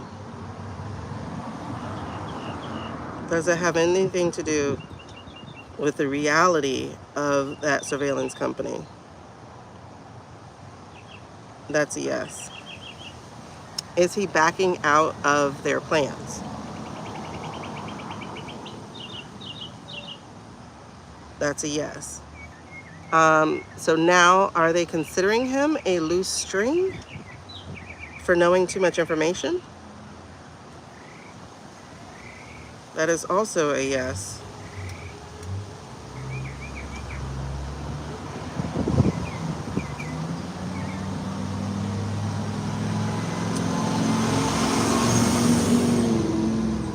Hmm.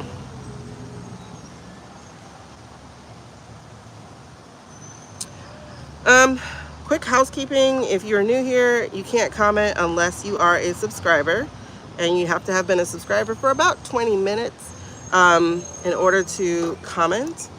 So if you would ever like to join in part of our groups and our conversations, or even ask a political question when we do, please, by all means, subscribe. Subscribing is free. It's literally just hitting a button. You don't pay anything. That's not how this rolls on YouTube.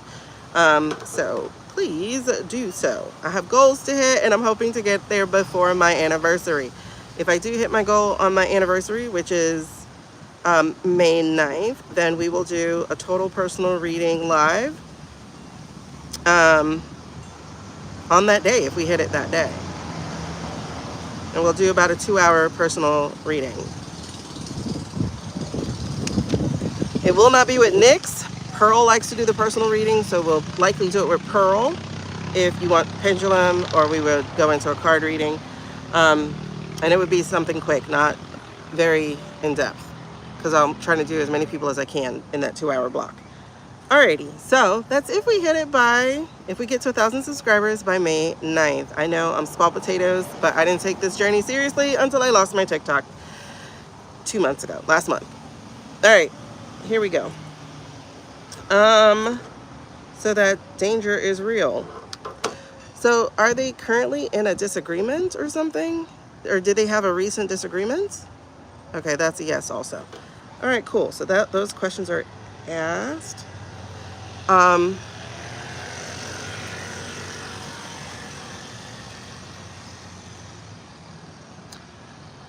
Was it the global conflict that did it?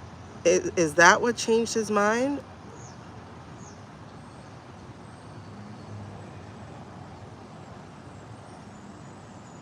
Yeah. Did he know it was coming though? Because he shut down his thing in January to do the robots. Did he know the global conflict was coming?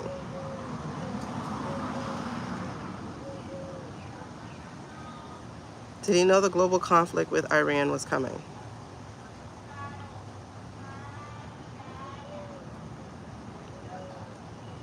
Okay, so that's a no. Was he kept out of the loop?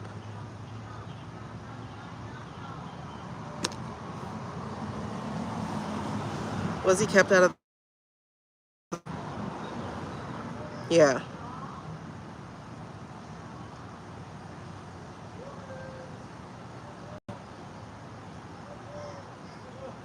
Mm-hmm.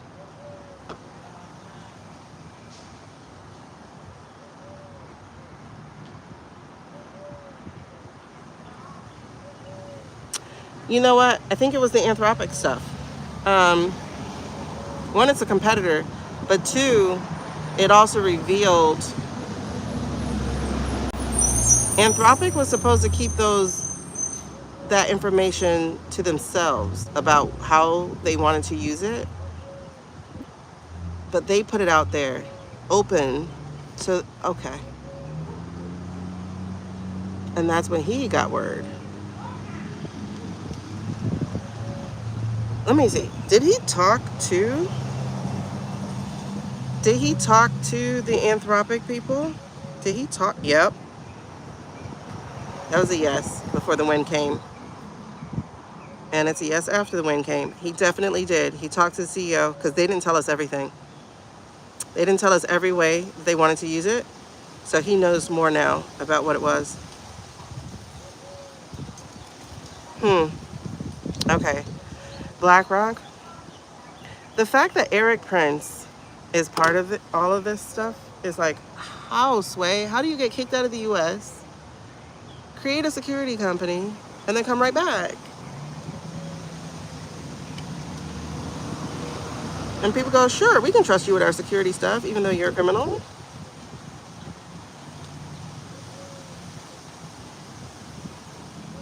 It's funny. People really never think they're going to get bitten by the animals that they handle or criminals that they handle. It's really weird. Oh, yeah, I forgot you guys can like it. Thank you. Please like this. It helps other people see it. All right. Now, can we move on to Ivanka? Yes. All right. So, okay, here comes the goosebumps again.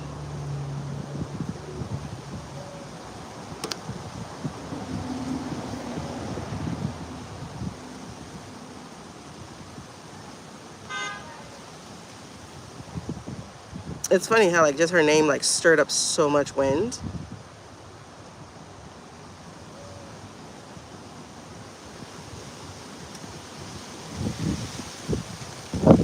You guys, it's crazy.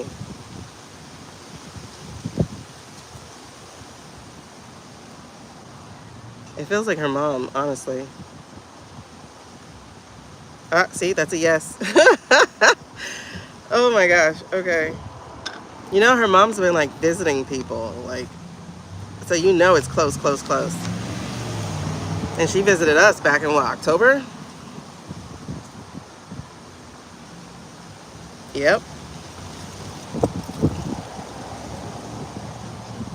All right, settle down, settle down. Okay, is she going informant? Yes. Is she going informant? Yes. I gotta feel, okay, because when I wrote that question down or was thinking about it, like receiving it, I saw Chris. Chris is doing a lot of work, you guys, and I'm getting goosebumps so serious right now. Um, is she meeting with Chris? Murphy, by the way, if you want to know who I'm talking about. And that's a yes. That man is so brilliant, so intelligent, and so deep in this. Like, they'll have a movie on him. Look at how strongly yes this is. Strongly yes. Okay. Is that going to help finish breaking things? I don't know how I want to word this. Um, Feel free to ask questions too along these lines as well. But is that going to help put a kibosh or a stop or a delay on? This is still going yes. Is that going to help stop this movement we have towards war? Okay, that's still a yes.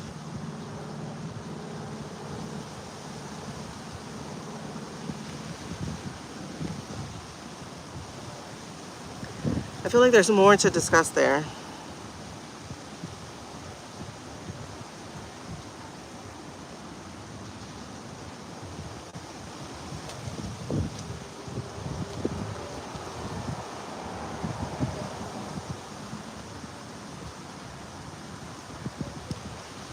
I don't know. It's saying to ask this, so I'm going to ask it.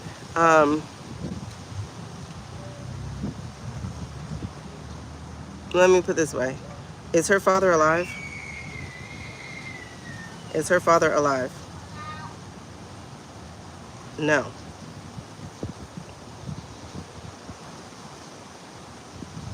He's not. Okay. So is there anyone who could stop her from authorizing exhuming her mother's body? Is there anyone who could stop her legally from authorizing? No. Is she her mother's power of attorney? Was she over her mom's estate? Was she power of attorney?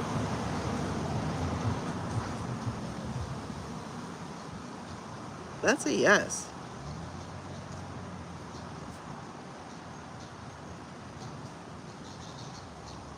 So did she have to agree to allow her mom to be buried on the golf course? So did she have to agree? Like legally, did she have to agree? No. Was she coerced? Coerced? Was she coerced, cajoled, persuaded, cornered? Yes. So she didn't have to agree, but she was made to agree. Did her mom make her power of attorney due to health issues? Her health issues? Yes. Okay. Does anybody know that she is her mom's legal power of attorney? Oh yeah, of course. Okay. Will she be a whistleblower on her own husband? Ooh, that's a good question.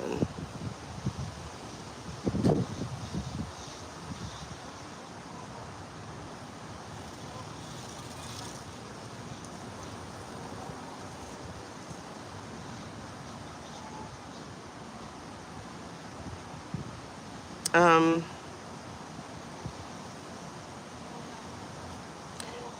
I don't, I'm going to ask in a second, but I'm not getting that's where she's going with it. I'm getting that she's thinking if we could do the documents thing or whatever is in the casket thing, she could put a stop without having to deal with that.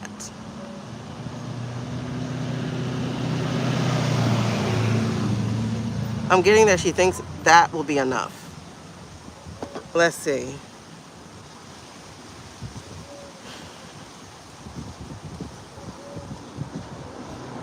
In the immediate future, will she be a whistleblower on Jay Cush? In the immediate future, will she be a whistleblower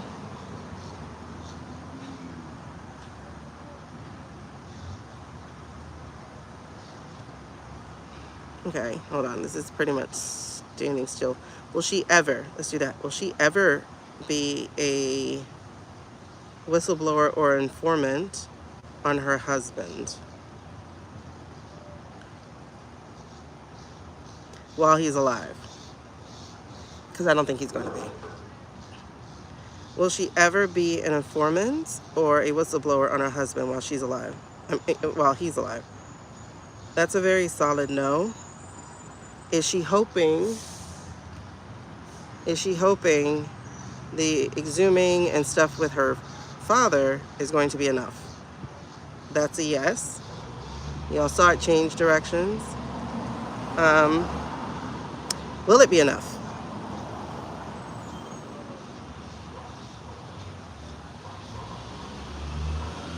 Looks like that is a yes, though.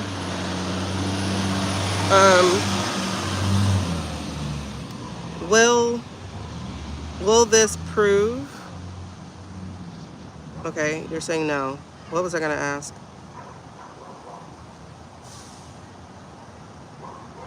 Will this prove Jack's case? Okay, that's what the no was. So it won't prove Jack's case. What else is in there then? Is there proof of having sold documents in there? No. Is there gold bars? I know there's been that thing. Is there gold bars in there? Say, like from Fort Knox?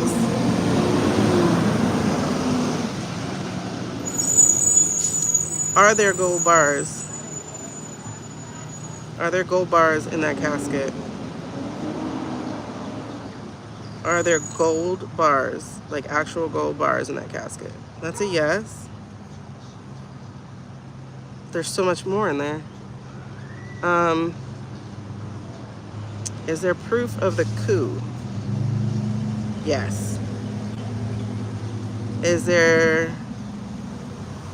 files from the files case in there? The other files case? The J files case? Yes. Is there proof of duplicity and agency for other countries in there? Yes. Are there pictures, video, and other evidence of lewd and lascivious activities in there? Yes.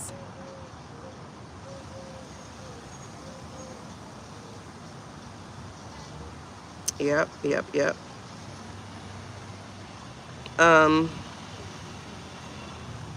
But is there proof of having sold confidential information in there? Is there proof of that? Is there proof of having sold the documents? Is there proof of having sold? No. I mean, I guess because if is there other stuff he stole from, allegedly for entertainment purposes only, from the job? Is there also proof of things he stole from the job?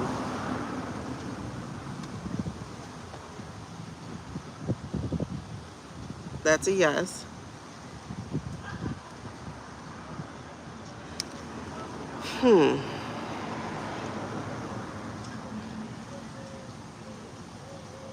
I feel like there's something else that I don't know to ask is in there. So we got gold bars. We have proof of double agency. We have evidence from his lewd and lascivious life. We have, I think I already said bars, from like Fort Knox or something in there. But it hasn't been touched in years, unless it's been touched recently, because it hasn't even been tended. So, unless there's a tunnel under the ground, is that possible?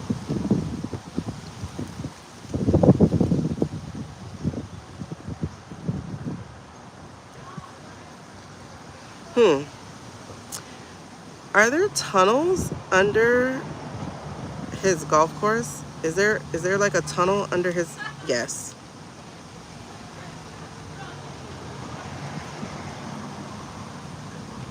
Yes.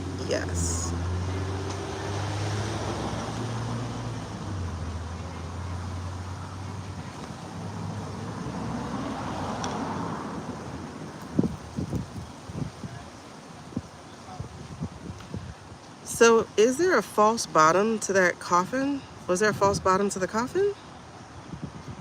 Or like some kind of trap door or something that they can access from under? Or off to the side? Yeah. So has anyone been in the coffin since she's been down? Yes. Yep.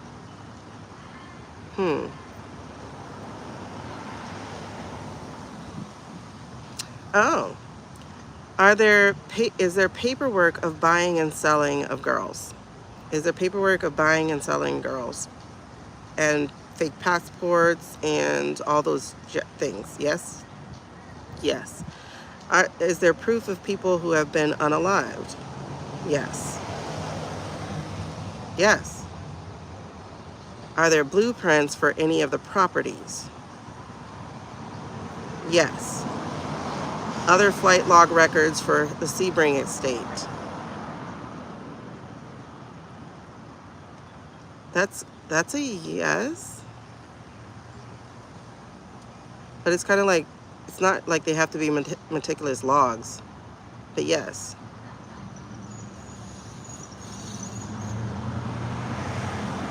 So are there clients and contracts and other people he has blackmailed? Yes. Is there anything else in there that I did not ask about? Most definitely.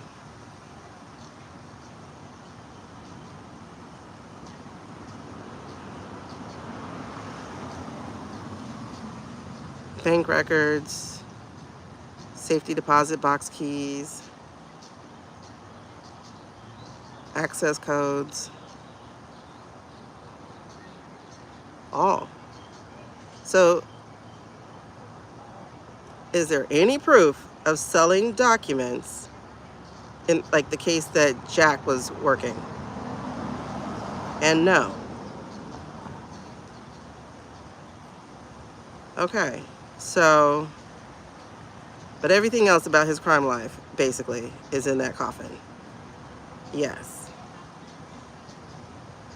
Are her ashes actually in the coffin? Okay, yes.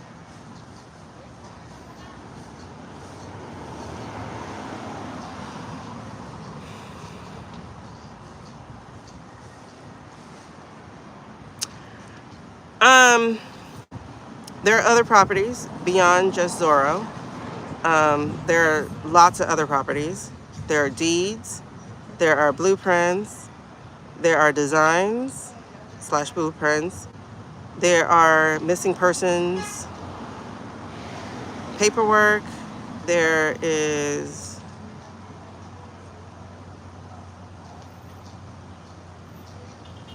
blackmail items.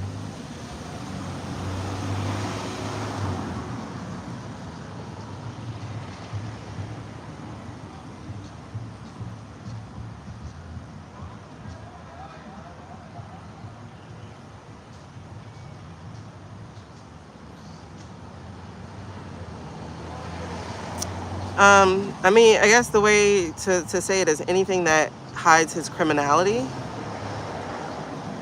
that he had control over.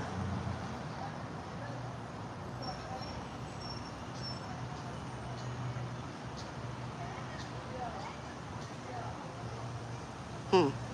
Okay. Ugh. Um,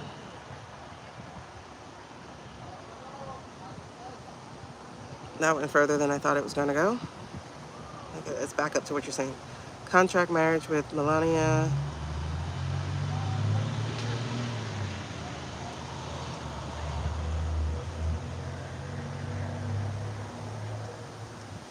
It's like, yeah, but no. Like, there are things that he didn't mind being found, like prenup and all that kind of stuff. But also,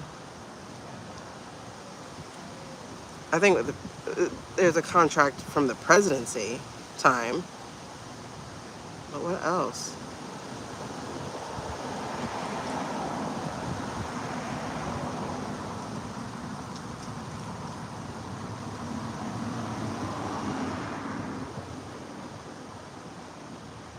I'm just waiting for the fingers to stop tingling. Um, it's like almost anything and everything you can think of. Because it was really heavy. It was extremely heavy. And it wasn't real gold as a coffin itself, so that's not the reason. Oh, really? The DeLorean was the previous owner.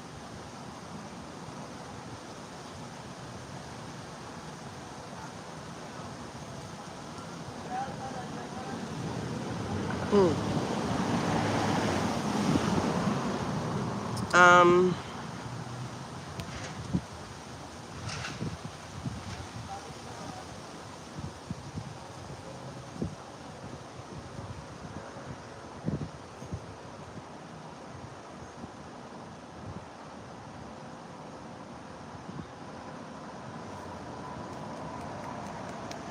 Okay. Because she died in 22. Kenneth Starr died in 22, supposedly from cancer.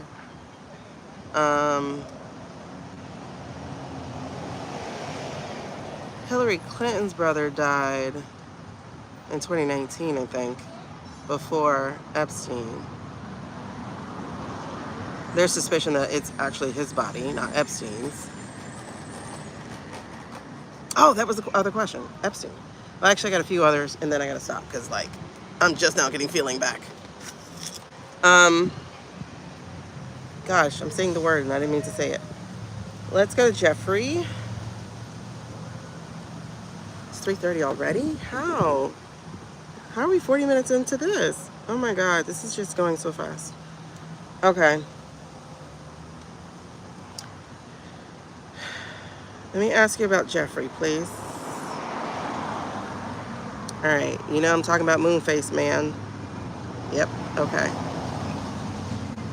Did Moonface Man's life contract expire in 2019? Did his contract expire in 2019?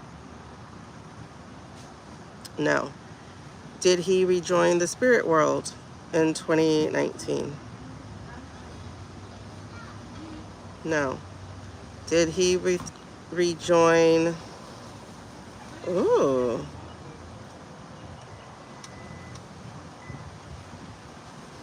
Did he rejoin the spirit world in 2025?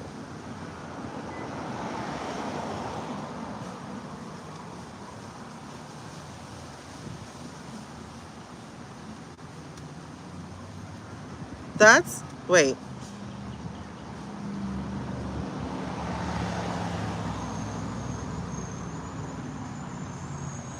Wait.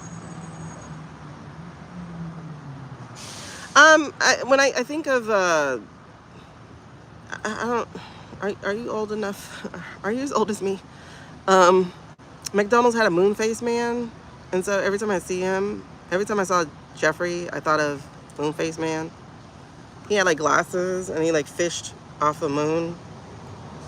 I don't know. So, hold on.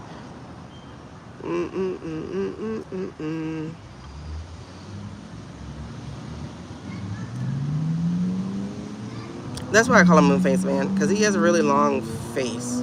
He's long. Okay. All right. So did Barr help get him out, or did Barr help set him up to get out? Okay, hold on. Sorry, my hand's tingling again. But also,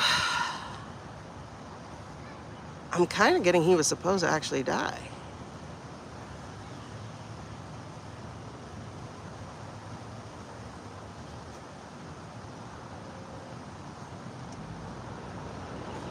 This is really interesting. When I was asking about the spirit world in 2025, I was getting a yes, and then it stopped. And so I was like, wait. And then I got this flash of him actually being, I'll just say, sent to the spiritual world and brought back as a threat. And what's really interesting is I then saw Wexler. If you remember, we talked about how he, during the that thing that happened in February or January, deposition. There we go. During it, when they asked him, when the lawyer threatened him, and he gave that nervous chuckle afterwards, and people are like, "Oh, you know, criminal defense lawyers do that." I'm like, no, baby, that's a handler. That's not a criminal defense lawyer. And that was an old man who was feeling extremely powerless.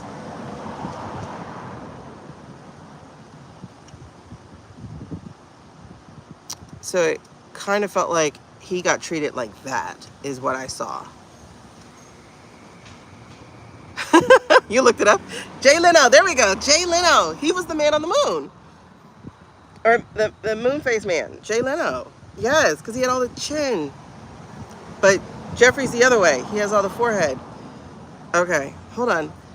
But that's what I'm saying. I think they let him go to the brink. So it was weird because I got a yes and then he came back. Yeah, like a Gitmo tactic. Yes. Yes. Like the waterboarding or whatever. But it felt like it was through asphyxiation of some sort. So let me get that clarity and then we'll go back to that other question. I'm getting goosebumps. You started to say yes to him going to the spiritual world. Did they physically threaten him and send him there briefly? I don't know who they is, but that's a yes. Yeah, the giraffe too. I did think of Jeff the giraffe. I was like, I might as well call him a giraffe because he does have the head still. Okay, so they did. Did they bring him back to the brink of humanity? Did they bring him back in to, okay. So was that, what do they call it? Torture. There we go. So they tortured him. Was this late 2025? Yes. Yes. When?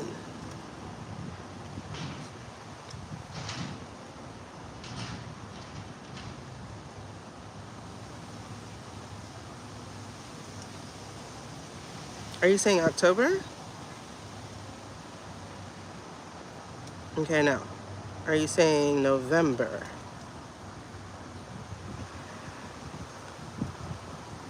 Are you saying November?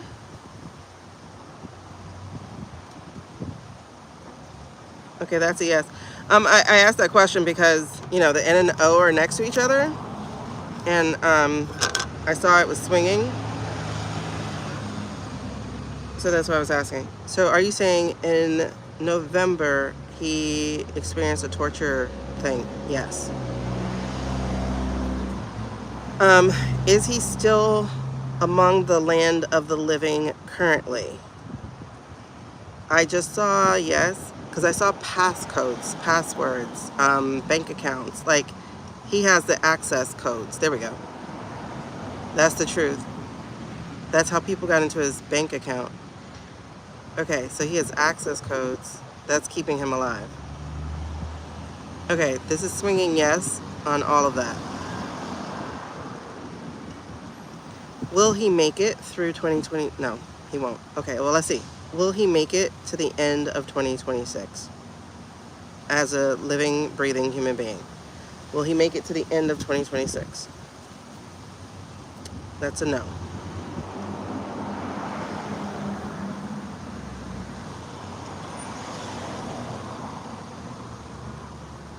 Okay. Was he supposed to expire in 2019? Was he supposed to? Yes. Did Barr go there to set that up? His expiration date up? Yes. Interesting. Okay. Now, according to Jay, his lawyers went there. Was the lawyer there to do it?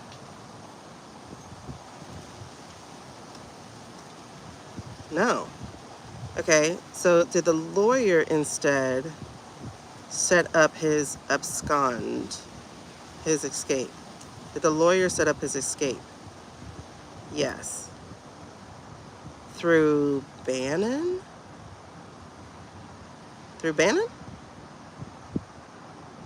Yes. Yes.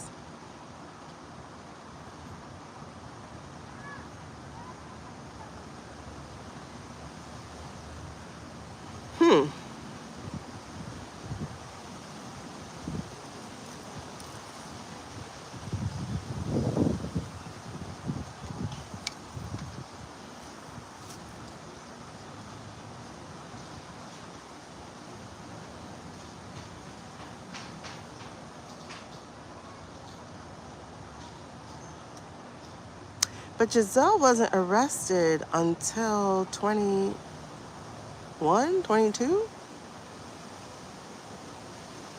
right? A lot happened in 22. A lot happened in 22. A lot of shenanigans and setups happened in 22. Elon got shitter because the Russians infused him with cash because he was trying to back out. And then T-Rump declared running because Russia infused shitter. And they were going to use shitter to help T-Rump. A lot happened in 22. The gerrymandering, the changing of laws, like for instance in Florida, to things having to pass with 60%, not just the majority. A lot happened in 22. If you look in your locals, you'll find a lot of different laws, a lot of things that were supposed to favor the GOP and to erode like education and other systems. A lot of that happened in 22.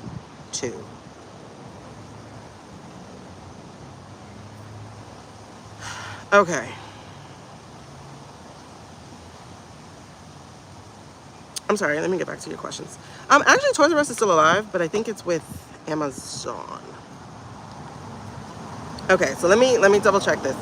So, was Barr setting up his expiration? Was Barr setting up Jeffrey's expiration in 2019? Yeah, Barr was to get rid of him, but Bannon saved him? Yes, through the lawyer. Yes.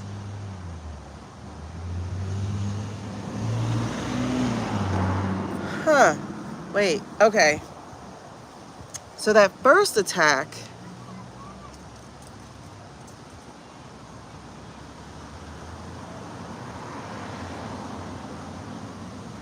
let me check that. Was that first attack Barr? Was the first attack a setup by Barr? Was the first attack a setup by Barr? Was the first attack a Barr setup? Yeah. The one where the guy choked him. Mm-hmm.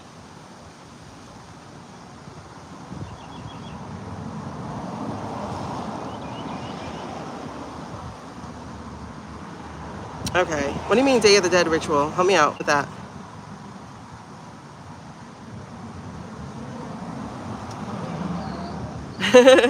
You remember, Nicole? I'm sorry. Okay. This is interesting. What do you mean by Day of the Dead ritual? Okay. So again, is he currently alive though? Is he still currently breathing as of March 31st, 2026? Yes. I see a very diminished Jeffrey. Is this an actual visual? Is he a diminished old person? That's a yes. So is he now captive? Is he captive in a Middle Eastern country? Is he captive in a Middle Eastern country? Yes. Who has him?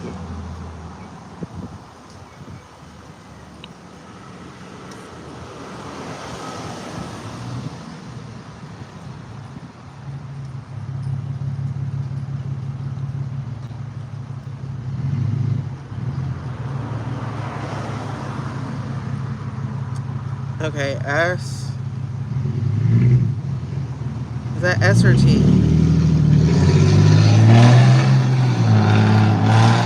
I don't really want to do the spelling thing. Okay, but let's just see real quick. Is that S? Okay, yes.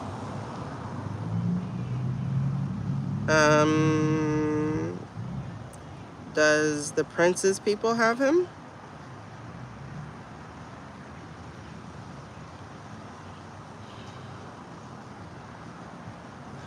would he end up there? Does the Princess people have him?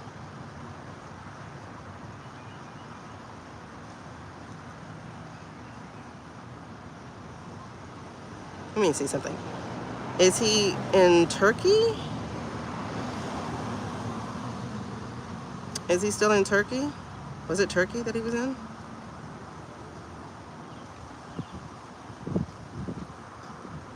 Okay, it doesn't feel like he's still in Turkey.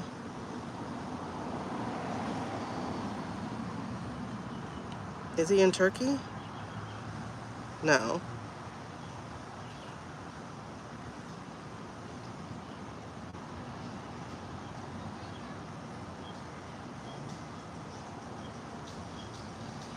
Okay, hold on.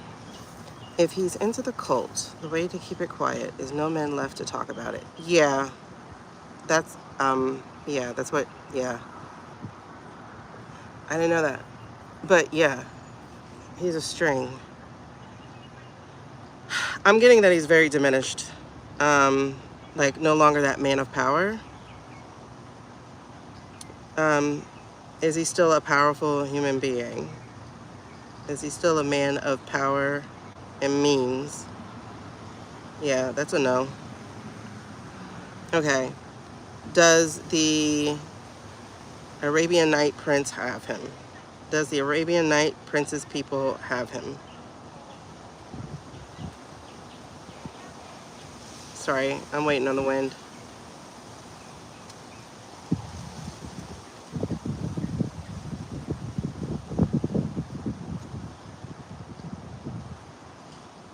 Okay. Does the Arabian Night Prince have him? Their people. This is a yes.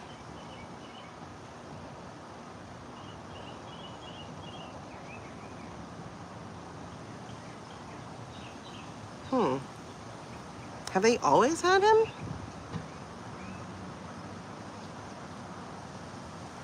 Because I know we were trying to figure out who was babysitting him.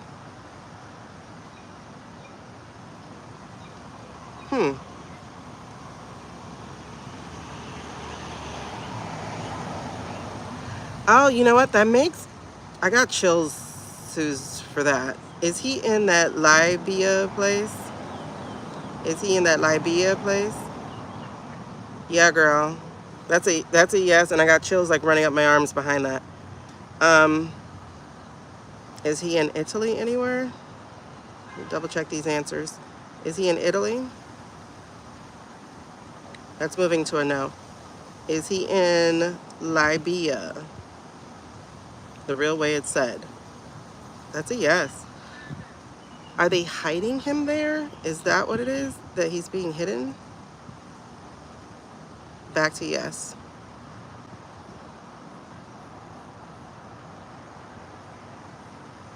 Is he able to exercise any kind of freedom of his own? Like, is he his own person, could leave the grounds, could go for a vacation, he could do different things? Does he have any way to exercise his own autonomy? No.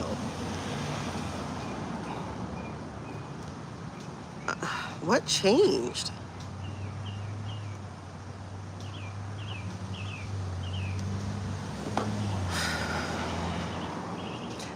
I wonder if Libya and Arabian Nights are, if not allies, partners in something.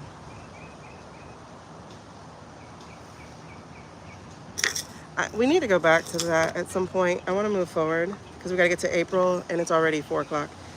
Because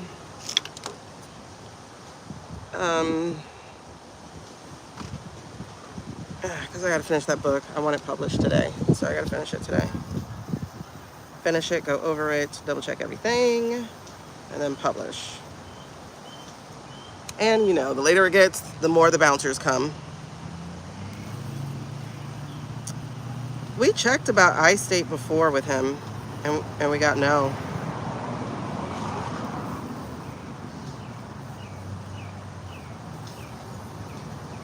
I'm getting so many shows. Like I said, we're down to one big fish. There are people who want to be the big fish, but right now we're still down to one.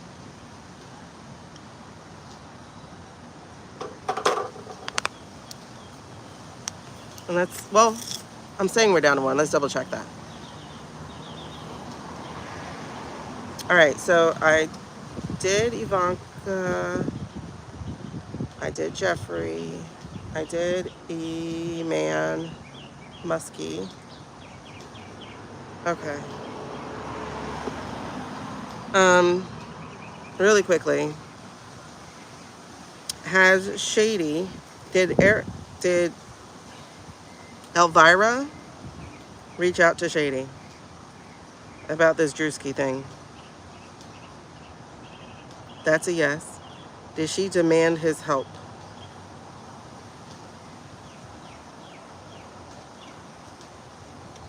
That's a yes.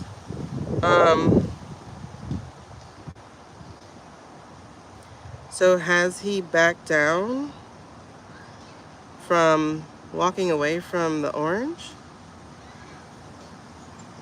No, wrong question. Is he just going to...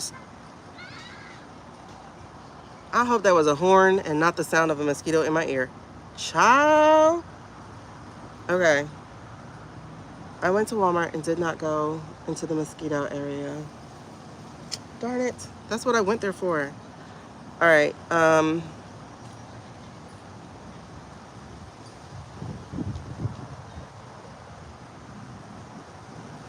Is he deciding to stick to the status quo?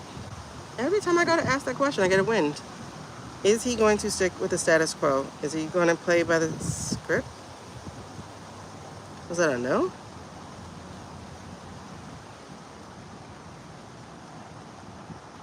All right, let me go this way. Has things changed between that reading we just did with him yesterday and today? Has anything changed?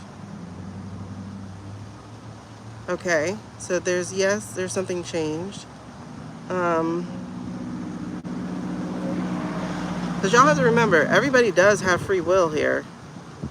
We're not the only people with free will.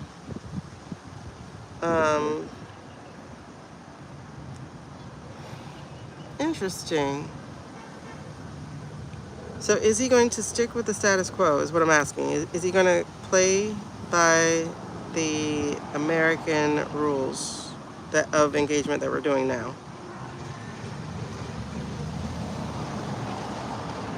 I'm not getting that he's actually decided. I'm not getting a yes or a no. Okay, so is he still deciding what he's going to do with regards to Ira? Is he still thinking about that?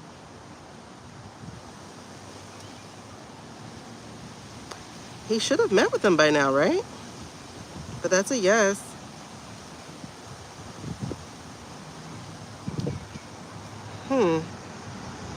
He should have met with them by now, right?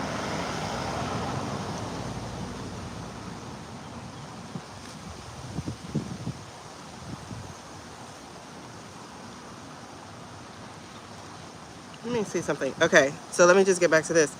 Did Elvira, Mistress of the Dark, demand his help, though? Okay, that's a yes. And does it have to do with the bad press from Drewski? Not just that. That just shined a light on her again, you know? Okay. So it's making people take a double look. That's what parody does. That's what humor does. Yeah, they have, but Ira is requesting Shady, and only Shady. The reading we had on him yesterday was like extremely interesting, and I wanted to go deeper, but I lost the energy of that. So, I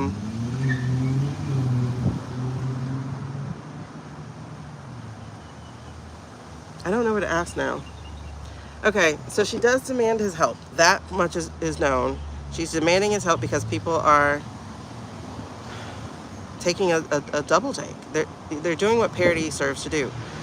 Parody makes you look at things and see the ridiculous nature in what you actually believed.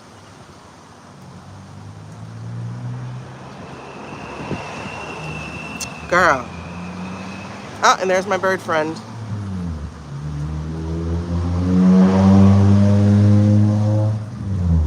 All right.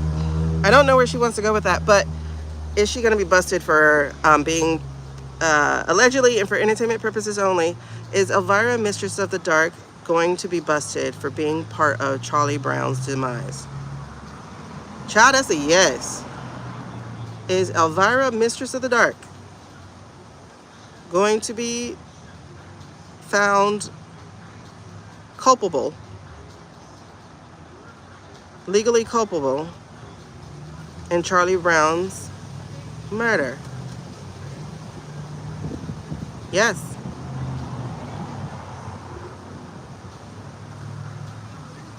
Did Elvira, Mistress of the Dark, ever love Charlie Brown?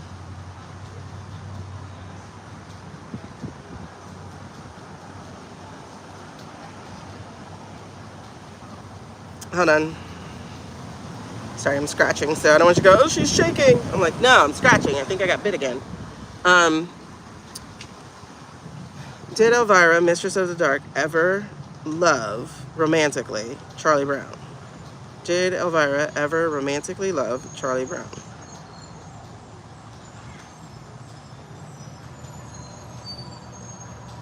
Do you see that?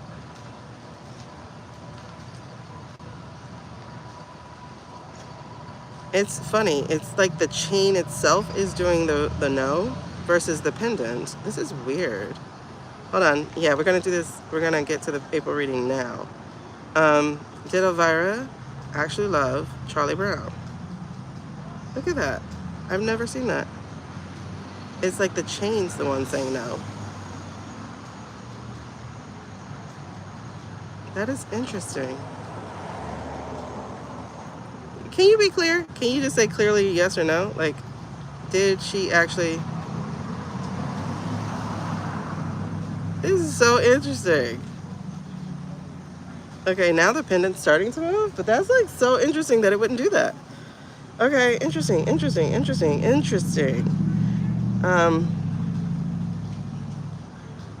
Was she his handler?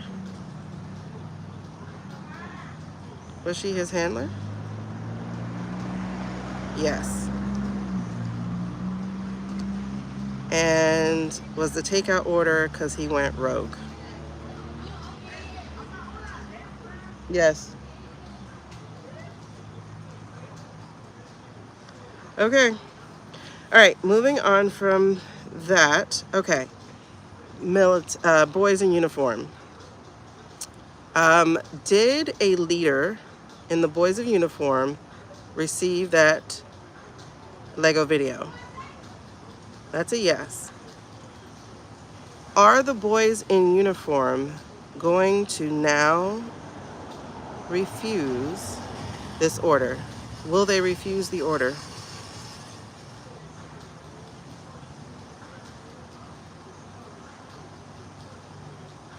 That's looking like a yes. Are they going to refuse to go and do whatever that Lego video said they would be doing? Look how big that yes is. They're not going to do it. Will they be forced to do it? Will they be forced onto the ship or onto whatever it is? Are they going to be forced to do it?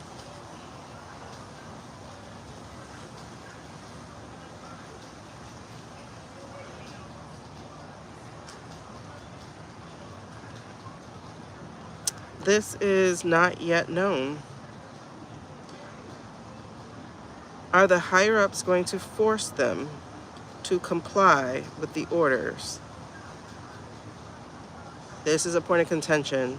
I'm not seeing any answer, yes or no. In fact, the chain is vibrating.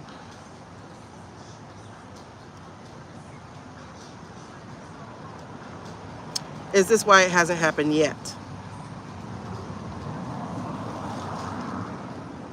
Is this why it has not yet happened? That's exactly why.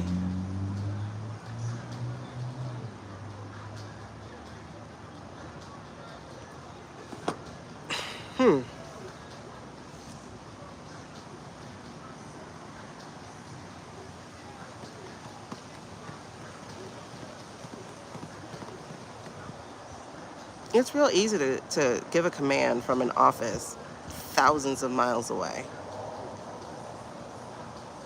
You don't get your hands dirty. You don't face real fear. It's not your life on the line. It's very easy to command somebody to do something that you yourself would never do, has never done.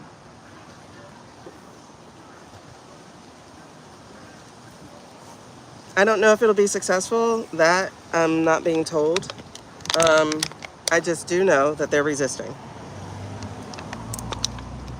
Viva la resistance. That's all I gotta say.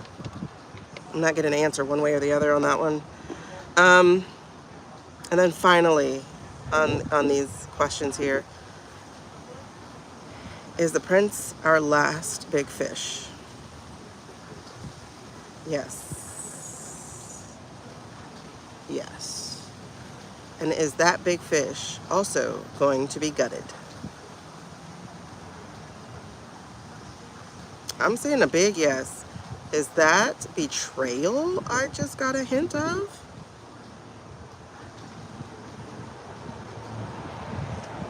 Oh, indeed it is.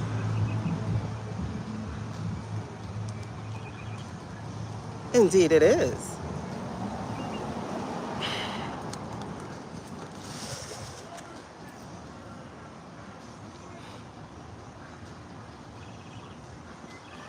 Okay, last thing.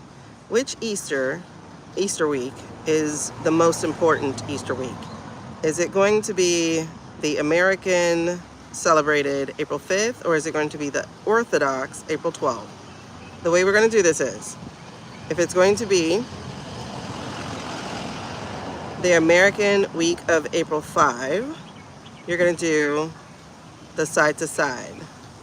If it's going to be the Orthodox of April 12th, you're going to do the back and front.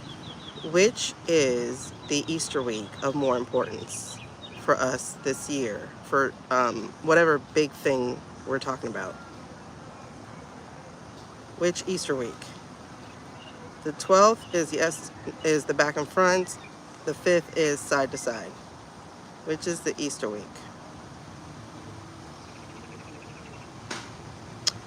Told y'all, it is the 12th. That Orthodox, the real one, the one that follows what, the pink moon or something like that? 21 days after the pink moon or something of that nature. That's the one of importance, not April 5th. I don't understand. I don't understand that. It's the one with the one. I told you, I saw the one with the one. So it's the week with the one. Somewhere in that week, between 12 and 19, something big is happening. So let's get to it. Thank you so much, Nix. If we have more questions, I did have one more, but I can't remember. Oh, about the No King. I just want to see something.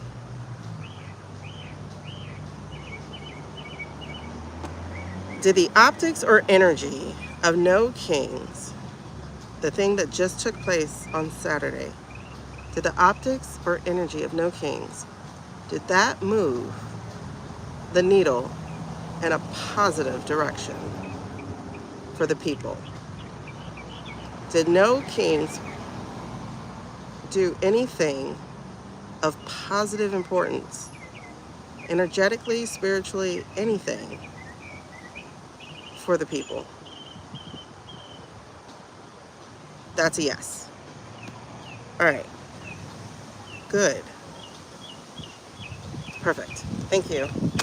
All right, so let's get into April. Let's get into April. Let's hurry this up. 156. 157. April. Let's do the overview part 2 for the people.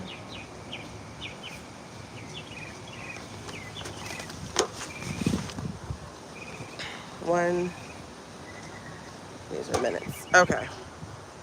Overview for the people. Where do you want to go? Where do you want to go? Okay, here. April overview for the people. Overview. So this is going to be energy overview of April. for the people, right? Yes. This? No. I was like, no, shuffle correctly. Okay, good.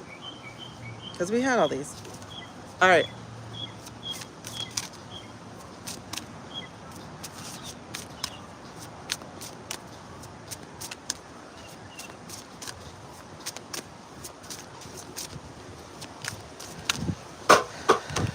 April energy overview for the people.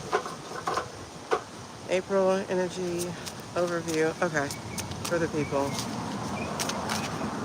So we're gonna start with this. We're gonna pull, what is it, 7 light seers, and we'll see what that looks like.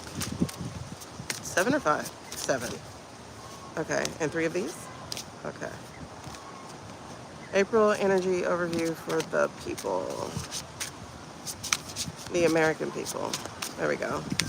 I know it's global, like all the issues are global, but they gotta start here to fix. Ooh, okay.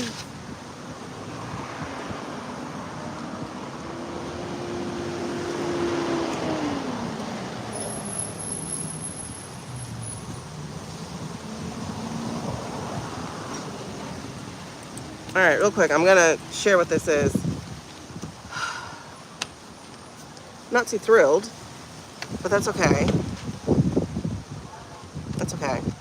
I don't read to be thrilled. All right, so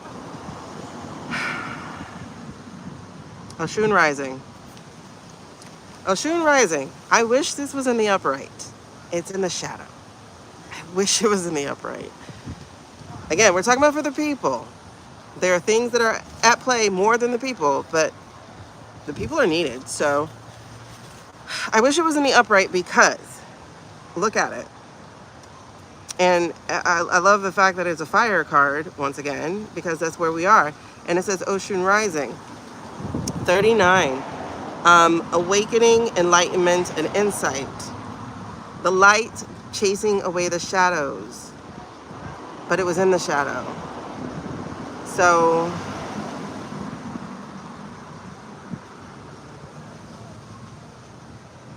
we got to keep basically stoking the light of this. Because, and one of the reasons why I stopped to read this is because, instead of pulling the next 3 cards, I stopped to read this because of these 2. Dang it, I think one got me. Come back near me. These are also in the shadow. Oshun the Protector and Oshun the Warrior. Those go hand in hand with rising, with enlightenment, with insight. So, they're also in the shadow. The Protector, the Warrior. We're not there yet as a people. Oh my God, April 12th. Maybe that's what we're waiting on. Maybe that's when the awakening actually happens. Because we're not there yet as a people.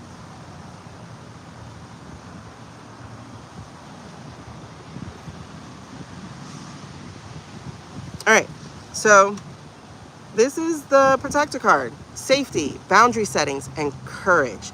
This is the part we're not totally at, is the courage part.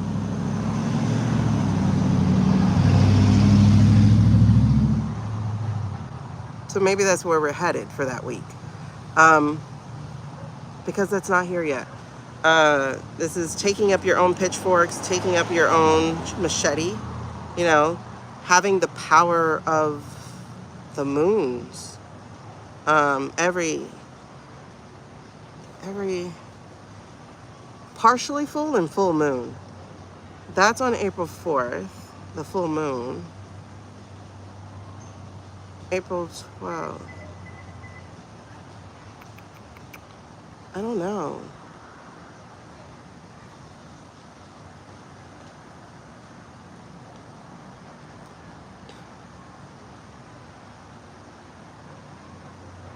Well, we're in fire energy, though. Isn't April like fire energy?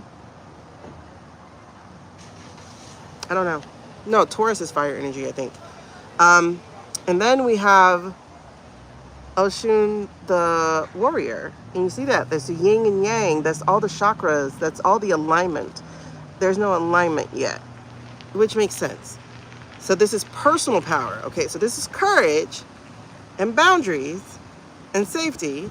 This is personal power, assertiveness, and leadership. This is definitely missing. This is definitely missing. Not yet there. So maybe it's a 16 that whole week. Though I do remember either getting the 15th or 16th in my reading. I can't remember exactly which one. April 1st. Oh, tonight.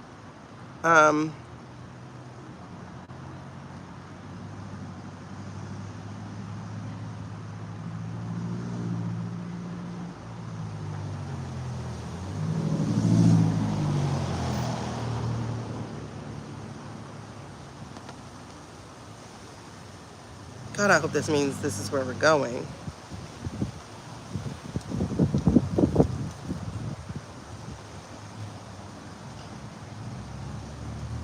Because it's like not missing me that her shield is the yin and yang with the chakras, like more than 7, by the way, like fully all around her. And that's her shield, her spirituality, her understanding the duality of life, the spiritual nature, reality, shades of gray.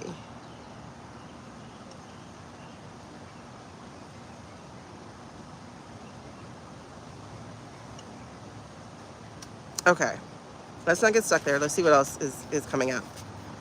Right? Gosh. So Oshun Rising, Oshun Protector, Oshun the Warrior. Woo! Oh my God. It really is like goosebump inducing. Are we getting there? Are we going to be there? Is that where we're going? Okay. So that's what we're working on. That's what we need to be working on. Our own courage, our own personal power and assertiveness. That includes boundaries. Exactly. Like that includes saying, no, we're not going to continue. Okay. Are we getting there? What else is there? Ooh. 19.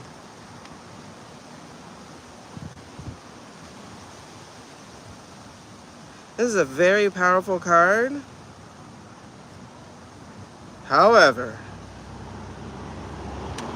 what's the energy under here? Oh. All right. Oshun Floods. Look at this card.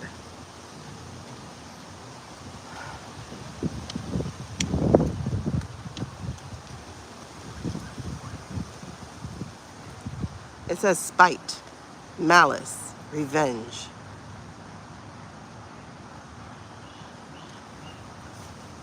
Is this the MAGA tipping? MAGA tipping. I don't know. Why? Because look at the energy under that. The drought, fear, insecurity, scarcity, and Oshun of the Crossroads. So this is ascension, transformation, and quantum leap. But both in the shadow.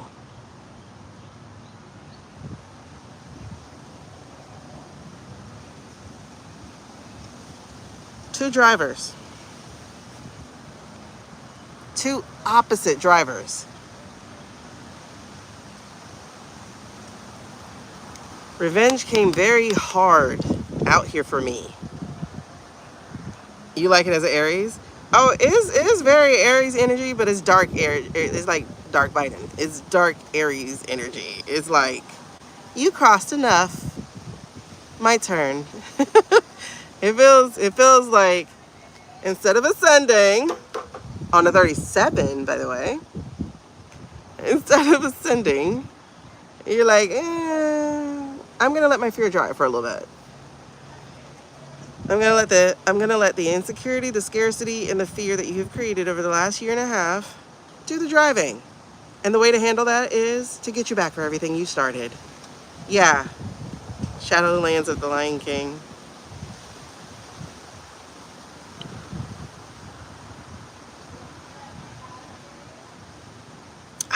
I don't know. I don't know. Okay, let's see what this third one is.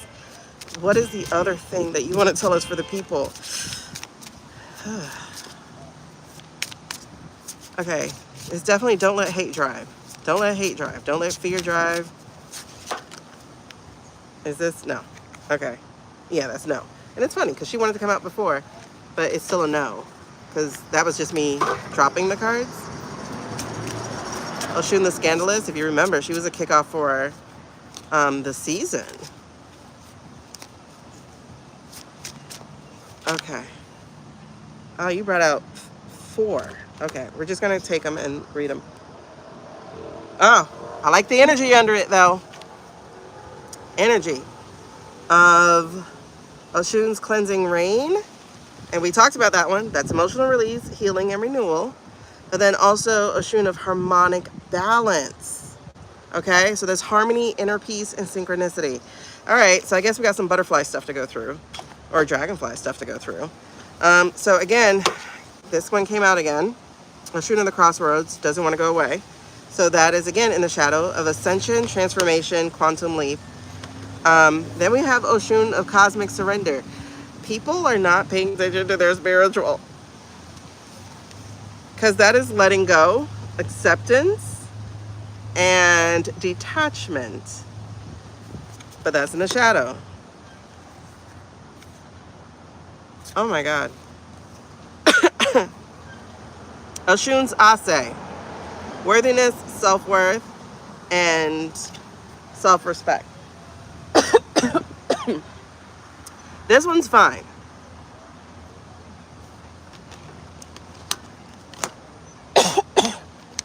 Okay, so we're coming into self but not spirituality yet. But we're close. Because this one says Oshun of Locked Gates. And if you see, this is the inner child.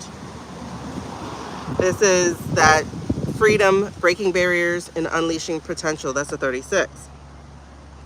So, she's in the shadow though. So, I'm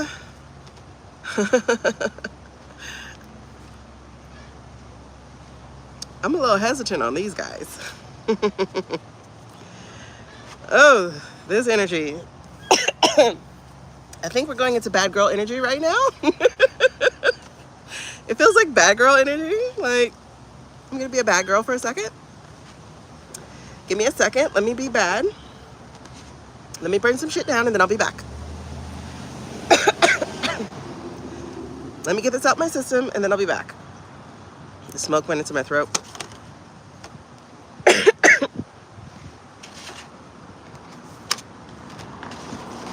Because the only 2 girls who are standing upright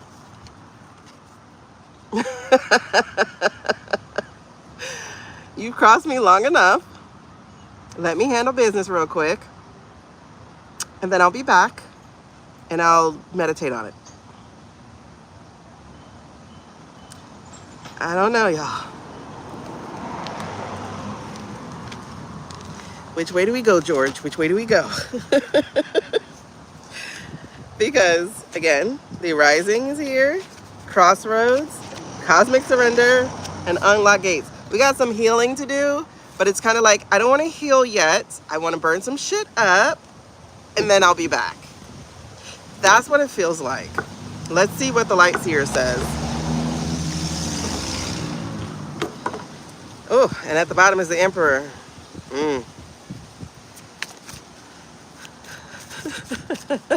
Yep. Perimenopause. Which one are you getting? The hot flash or the chill mama?